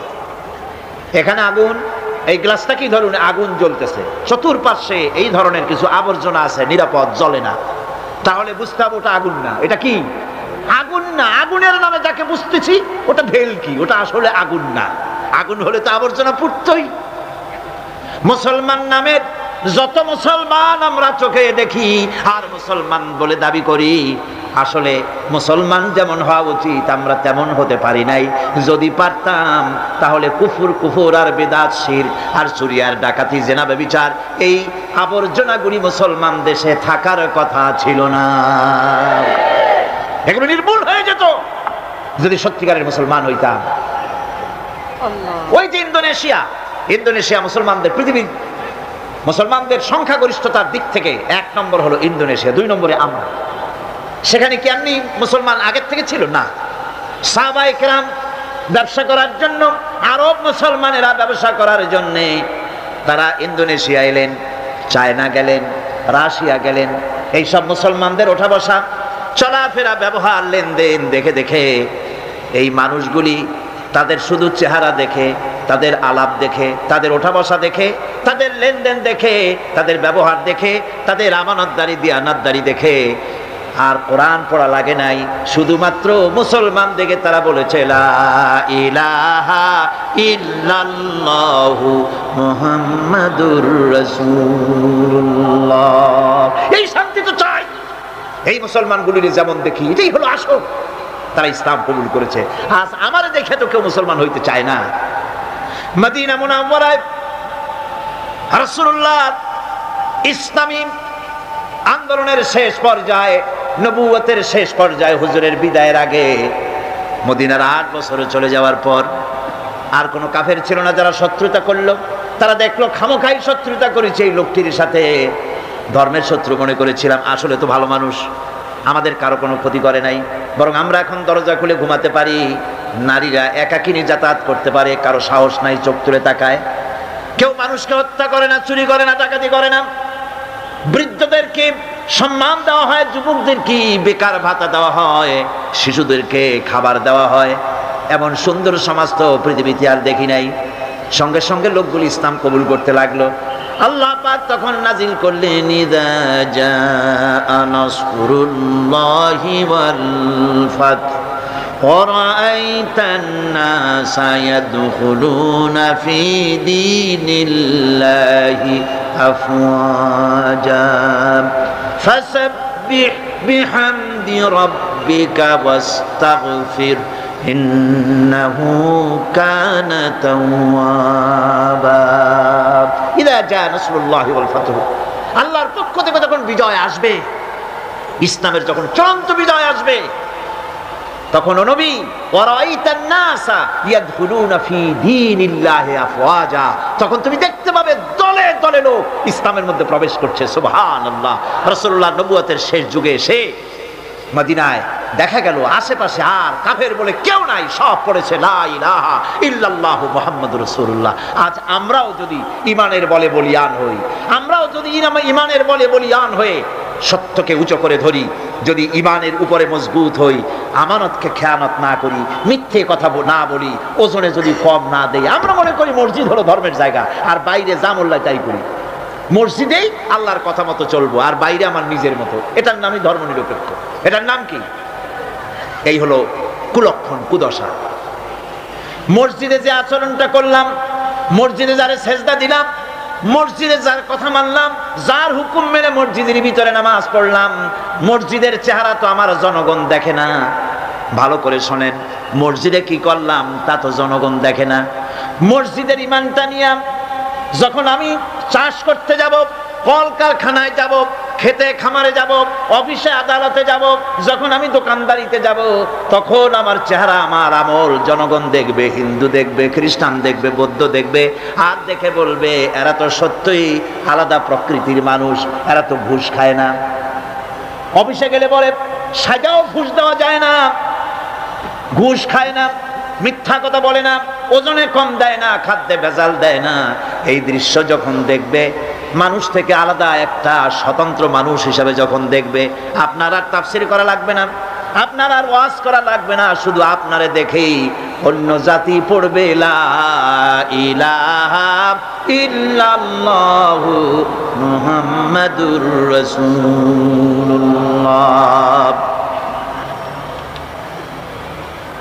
আজ আমাকে দেখে মুসলমান হওয়া তো দূরের কথা, আমাদেরকে দেখে মানুষ ইসলামের প্রতি খারাপ ধারণা পোষণ করতেছে, ঠিক কিনা? আর যদি বলা হয় পৃথিবীর মধ্যে ওজনে সবচাইতে কম দেয় কারা বেশি, যদি কম্পিটিশন হয় আমরা বোধহয় রানার্স আপ হব, কি বলেন? যদি বলা হয় ওজনে কম, খাদ্যে ভেজাল, চুরি ডাকাতি হত্যা ধর্ষণে পৃথিবীতে কোন জাতি সবচাইতে বেশি নাম করেছে, বোধহয় সেই নামের খাতা থেকে আমাদের নাম বোধহয় বাদ পড়বে না। ইন্না লিল্লাহ পড়েন, ইন্না লিল্লাহ বলেন, নাউযু বিল্লাহ। এগুলি হয়েছে কেন? ঈমান বুঝি নাই বলে, ঈমান বুঝি নাই বলে। এখন জীবন তো ব্যর্থ হয়ে গেছে, জীবন কি হয়ে গেছে? এই ব্যর্থ জীবনকে যদি সফল করতে চাই তাহলে আল্লাহ রাব্বুল আলামিন বলেছেন ইল্লাল্লাযীনা আমানু ওয়া আমিলুস সলিহাতি ওয়া তাওয়াসাউ বিল হাক্কি ওয়া তাওয়াসাউ বিস সাবর। চারটি কাজ করলে জীবন সফল হয়ে যাবে। কয়টা কাজ? চারটা। তার প্রথম কাজটি হলো ঈমান। ঈমান আনো আর ঈমানের উপরে ভিত্তি করে জীবন চালাও। ঈমানের বাইরে জীবন চালালে হবে মুনাফিকি। আমরা ওয়াদা করি মিথ্যে কথা আর বলবো না, এটা ঈমানের পক্ষে না ঈমানের বিপক্ষ? মিথ্যা কথা বলা কি ঈমান বিরোধী কাজ, কবিরা গুনাহ। মিথ্যে কথা বলা কি? সমস্ত গুনার মাকে মিথ্যা কথা। অথচ কথায় কথায়, হাস্যস্থলে, গল্পে স্বল্পে, অহরহ মুসলমানেরা মিথ্যা কথা বলে। কথা ঠিক কিনা? ইল্লা মাশাআল্লাহ। অনেকে বলে না, আবার অনেকে বলে। এই মিথ্যাটা কি আমরা ছাড়তে পারবো? আজকে যারা আসছি জীবন গেলেও মিথ্যা বলবো না, পারি আমরা ওয়াদা করতে? মিথ্যা বলবো না, অহংকার করব না, ওজনে কম দিব না, খাদ্যে ভেজাল দিব না, জমিনের আইল ফেলবো না, প্রতিবেশীর হক নষ্ট করব না, প্রতারণা করব না। এগুলি যদি করি তাহলেই আমরা মুসলমান। তাহলে আমরা কি? আরে ভাই, মুসলমান একটা আলাদা জাতি যে আল্লাহ বানানেন, এটা কি জন্য? এই জন্য যে আপনারা গরু গোশত খাইয়া শেষ করে ফেলাবেন গরুগুলা। এই জন্য তো শকুন যথেষ্ট ছিল, ঠিক কিনা কর? শকুন কি কম আছে নাকি? গরু কমাবার ইচ্ছাই যদি আল্লাহর থাকে তো মুসলমান বানাবার দরকার কি? শকুনে জন্মের খাওয়া খাও। শুধু গরু খাওয়ার জন্য মুসলমান বানানো হয়নি, একটা আলাদা জাতি আল্লাহ পাক সৃষ্টি করেছিলেন। সেটা এই জন্য কাযালিকা জাআলনাকুম উম্মাতান ওয়াসাতান লিতাকুনু শুহাদা আলান নাস। আমি তোমাদেরকে পৃথিবীর সাক্ষী বানাতে চাইছি। সুবহানাল্লাহ, জোরে বলেন সুবহানাল্লাহ।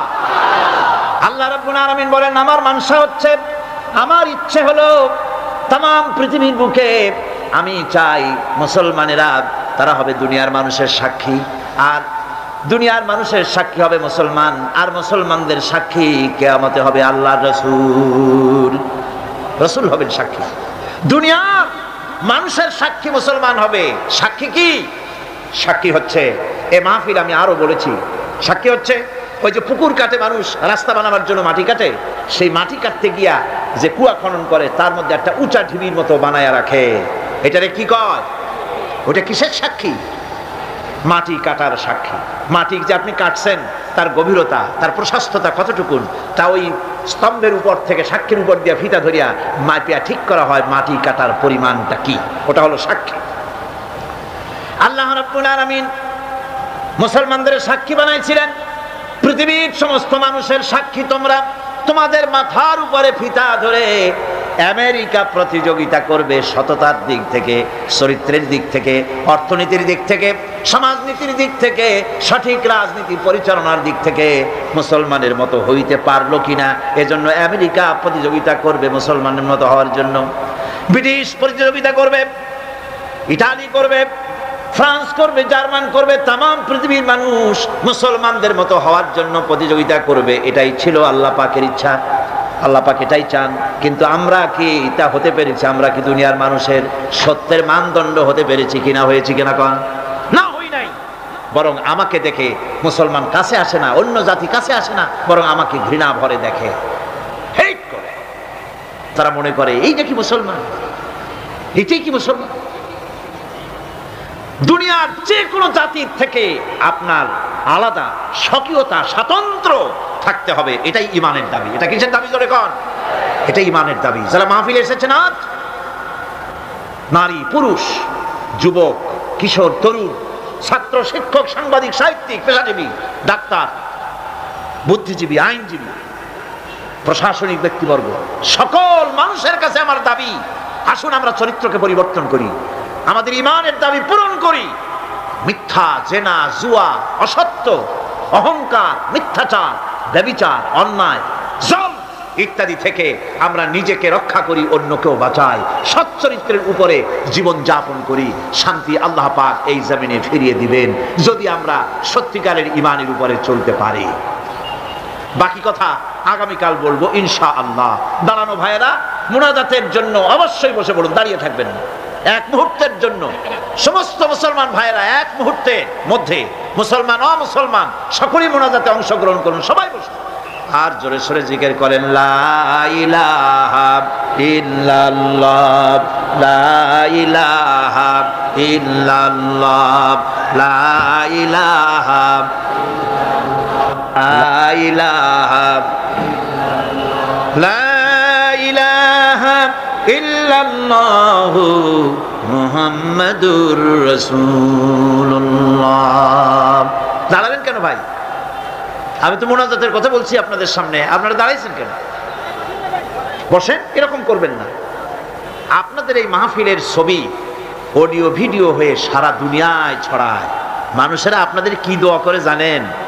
আমি তো ঘুরি সারা পৃথিবীতে, আলহামদুলিল্লাহ মানুষেরা এই মাহফিলের উপরে এত মহব্বত রাখে, সারা বছর দোয়া করে, আর তারা আশায় থাকে এই মাহফিলের অডিও ভিডিও ক্যাসেট তাদের কাছে কবে ফিরে যাবে। এই মাহফিলের ক্যাসেট শুনে, ক্যাসেট দেখে বহু বেনামাজি নামাজি হয়েছে, বহু চরিত্রহীন চরিত্রবান হয়েছে, হাজারো সাক্ষী আমি নিজে পেয়েছি, আলহামদুলিল্লাহ। সুতরাং আপনারা শৃঙ্খলা নষ্ট করবেন না। আপনাদের এই দৃশ্য শুধু এখানে সীমাবদ্ধ থাকে না, এই দৃশ্য সারা পৃথিবীতে ছড়িয়ে যাবে। এই মাহফিলের এই অবস্থা অবশ্যই সারা পৃথিবীতে ছড়িয়ে যাবে ইনশাআল্লাহ। শৃঙ্খলা বজায় রাখেন। মুনাজাতের কথা শুনে যারা হাঁটে, প্রত্যেকদিন কে কথা বলা লাগে? মুনাজাতটা করি আমরা কি কোনো মন্ত্রীর কাছে? কন আপনারা কন। আমরা হাতটা তুলি কোনো পীর সাহেবের কাছে? কার কাছে তুলি? আর মুনাজাতের কথা শুনলে কিছু লোক আছে উঠে হাঁটা করে, আশ্চর্য কথা। এরকম বেপরোয়া হয় কি করে মানুষ? একটা মুসলমান কি করে মুনাজাতের কথা শুনে বেপরোয়া হয়? কেউ এটা করবেন না, সব যার যার জায়গায় বসুন। কোন ঘোষণা? আলহামদুলিল্লাহ, আজকে দুজন ইসলাম কবুল করবেন, একজন পুরুষ এবং একজন মহিলা। পুরুষের নাম রঞ্জিত কুমার দাস,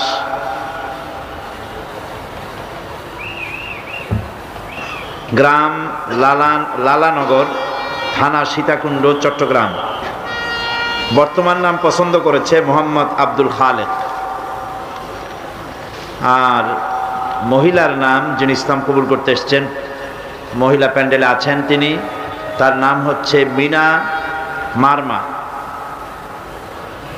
পিতা নিফিউ মারমা, গ্রাম পুলিপাড়া, থানা নানিয়াস, জেলা রাঙ্গামাটি, পার্বত্য চট্টগ্রাম। বর্তমান নাম পছন্দ করেছে ফাতেমা। যে বোন ইসলাম কবুল করবেন তিনি, আমরা এখানে যা উচ্চারণ করছি আপনি সেটা উচ্চারণ করুন। আপনি লা ইলাহা, জোরে বলতে হবে, লা ইলাহা ইল্লাল্লাহু মুহাম্মাদুর রাসূলুল্লাহ। আল্লাহ ছাড়া কোনো ইলাহ নাই, মাবুদ নাই, মুহাম্মদ সাল্লাল্লাহু আলাইহি ওয়াসাল্লাম আল্লাহর প্রেরিত রাসূল। আশহাদু আন লা ইলাহা ইল্লাল্লাহু ওয়াহদাহু লা শারীকা লাহু شريك له وأشهد أن وأشهد أن محمدا محمدا عبده عبده ورسوله ورسوله আমি সাক্ষ্য দিচ্ছি সাক্ষ্য দিচ্ছি আল্লাহ ছাড়া আল্লাহ ছাড়া কোনো ইলাহ নাই, কোনো ইলাহ নাই, মাবুদ নাই, মাবুদ নাই, তিনি এক, তিনি এক, তিনি একক, তিনি একক, তার কোনো তার কোনো অংশীদার নাই। অংশীদার নাই। আমি আরো সাক্ষ্য দিচ্ছি আমি আরো সাক্ষ্য দিচ্ছি মুহাম্মদ মুহাম্মদ সাল্লাল্লাহু সাল্লাল্লাহু আলাইহি ওয়াসাল্লাম আল্লাহর বান্দা এবং তার তার প্রেরিত রাসূল। প্রেরিত রাসূল। সকলকে সালাম বলেন, আসসালামু আলাইকুম। আসসালামু আলাইকুম। সবাই সালামের জবাব দেন। আমি ইসলামের পক্ষ থেকে, এই বিশাল জনতার পক্ষ থেকে ইসলাম গ্রহণ করার জন্যে তাকে স্বাগত জানাচ্ছি এবং তার জন্য দোয়া করি যে আল্লাহ পাক তাকে ইসলাম শেখার এবং ইসলাম বোঝার তৌফিক দান করেন। সবাই বলেন আমিন।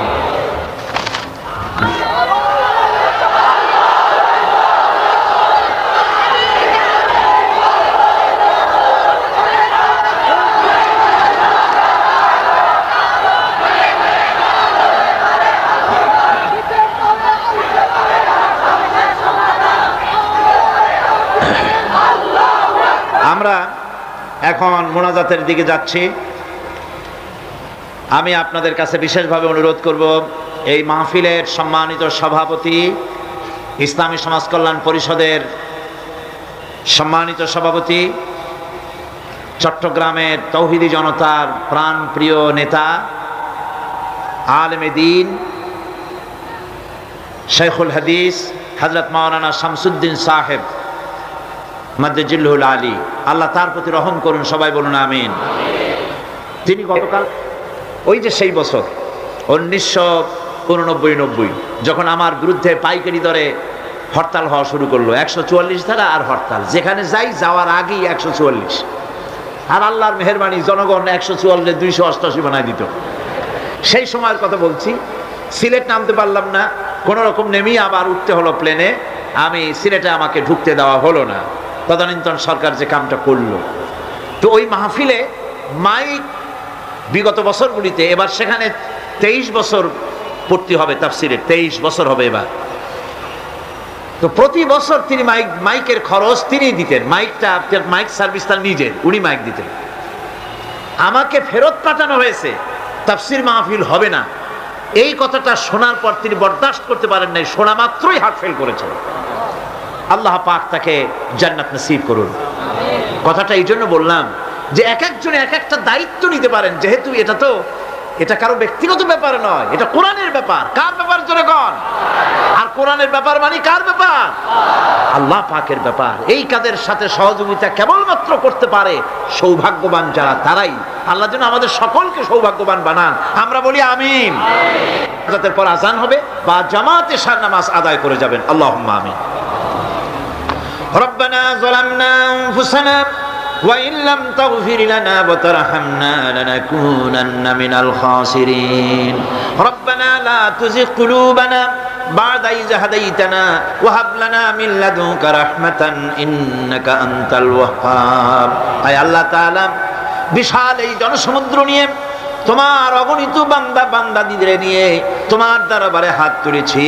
আয় আল্লাহ, দয়া করে আমাদের জিন্দেগীর সমস্ত গুনাহ খাতাকে মাফ করে দাও। রব্বুল আলামিন, আমাদের মধ্য থেকে যাদের মা বাপ দুনিয়া থেকে জন্মের মতো বিদায় হয়ে গেল, আয় আল্লাহ, আমাদের মা বাপের কবরগুলিকে জান্নাতের টুকরা বানায়া দিও। রব্বিরহামহুমা কামা রব্বায়ানি সগীরা। সবাই পড়েন রব্বিরহামহুমা কামা রব্বায়ানি সগীরা। আয় আল্লাহ রাব্বুল আলামিন, এই মাহফিলে দোয়া কবুল হয় এরকমের ধারণা অনেকের জন্মে গেছে। যেহেতু এটা কোরআনের মাহফিল, এই ধারণার বশবর্তী হয়ে অনেকেই দোয়া চেয়ে পাঠায় দেশ থেকে বিদেশ থেকে। আয় আল্লাহ তাআলা, তুমি দোয়া কবুল করেছো এমন বহু প্রমাণও আমরা ইতিমধ্যেই পেয়ে গেছি। আর আমরা জানি তুমি বলেছো উদুনি আস্তাজিব লাকুম, আমারে ডাকো আমি ডাকের সাড়া দিয়ে দেব। রব্বুল আলামিন, বিনীত ভাবি তোমার আলিশান দরবারে, শাহী দরবারে গোলামের মতো ফরিয়াদ জানাই, যত মানুষ তোমার বান্দা বান্দিরা যত নেক নিয়ত করে দোয়া চায়, সকলের দোয়া কবুল করে নিও।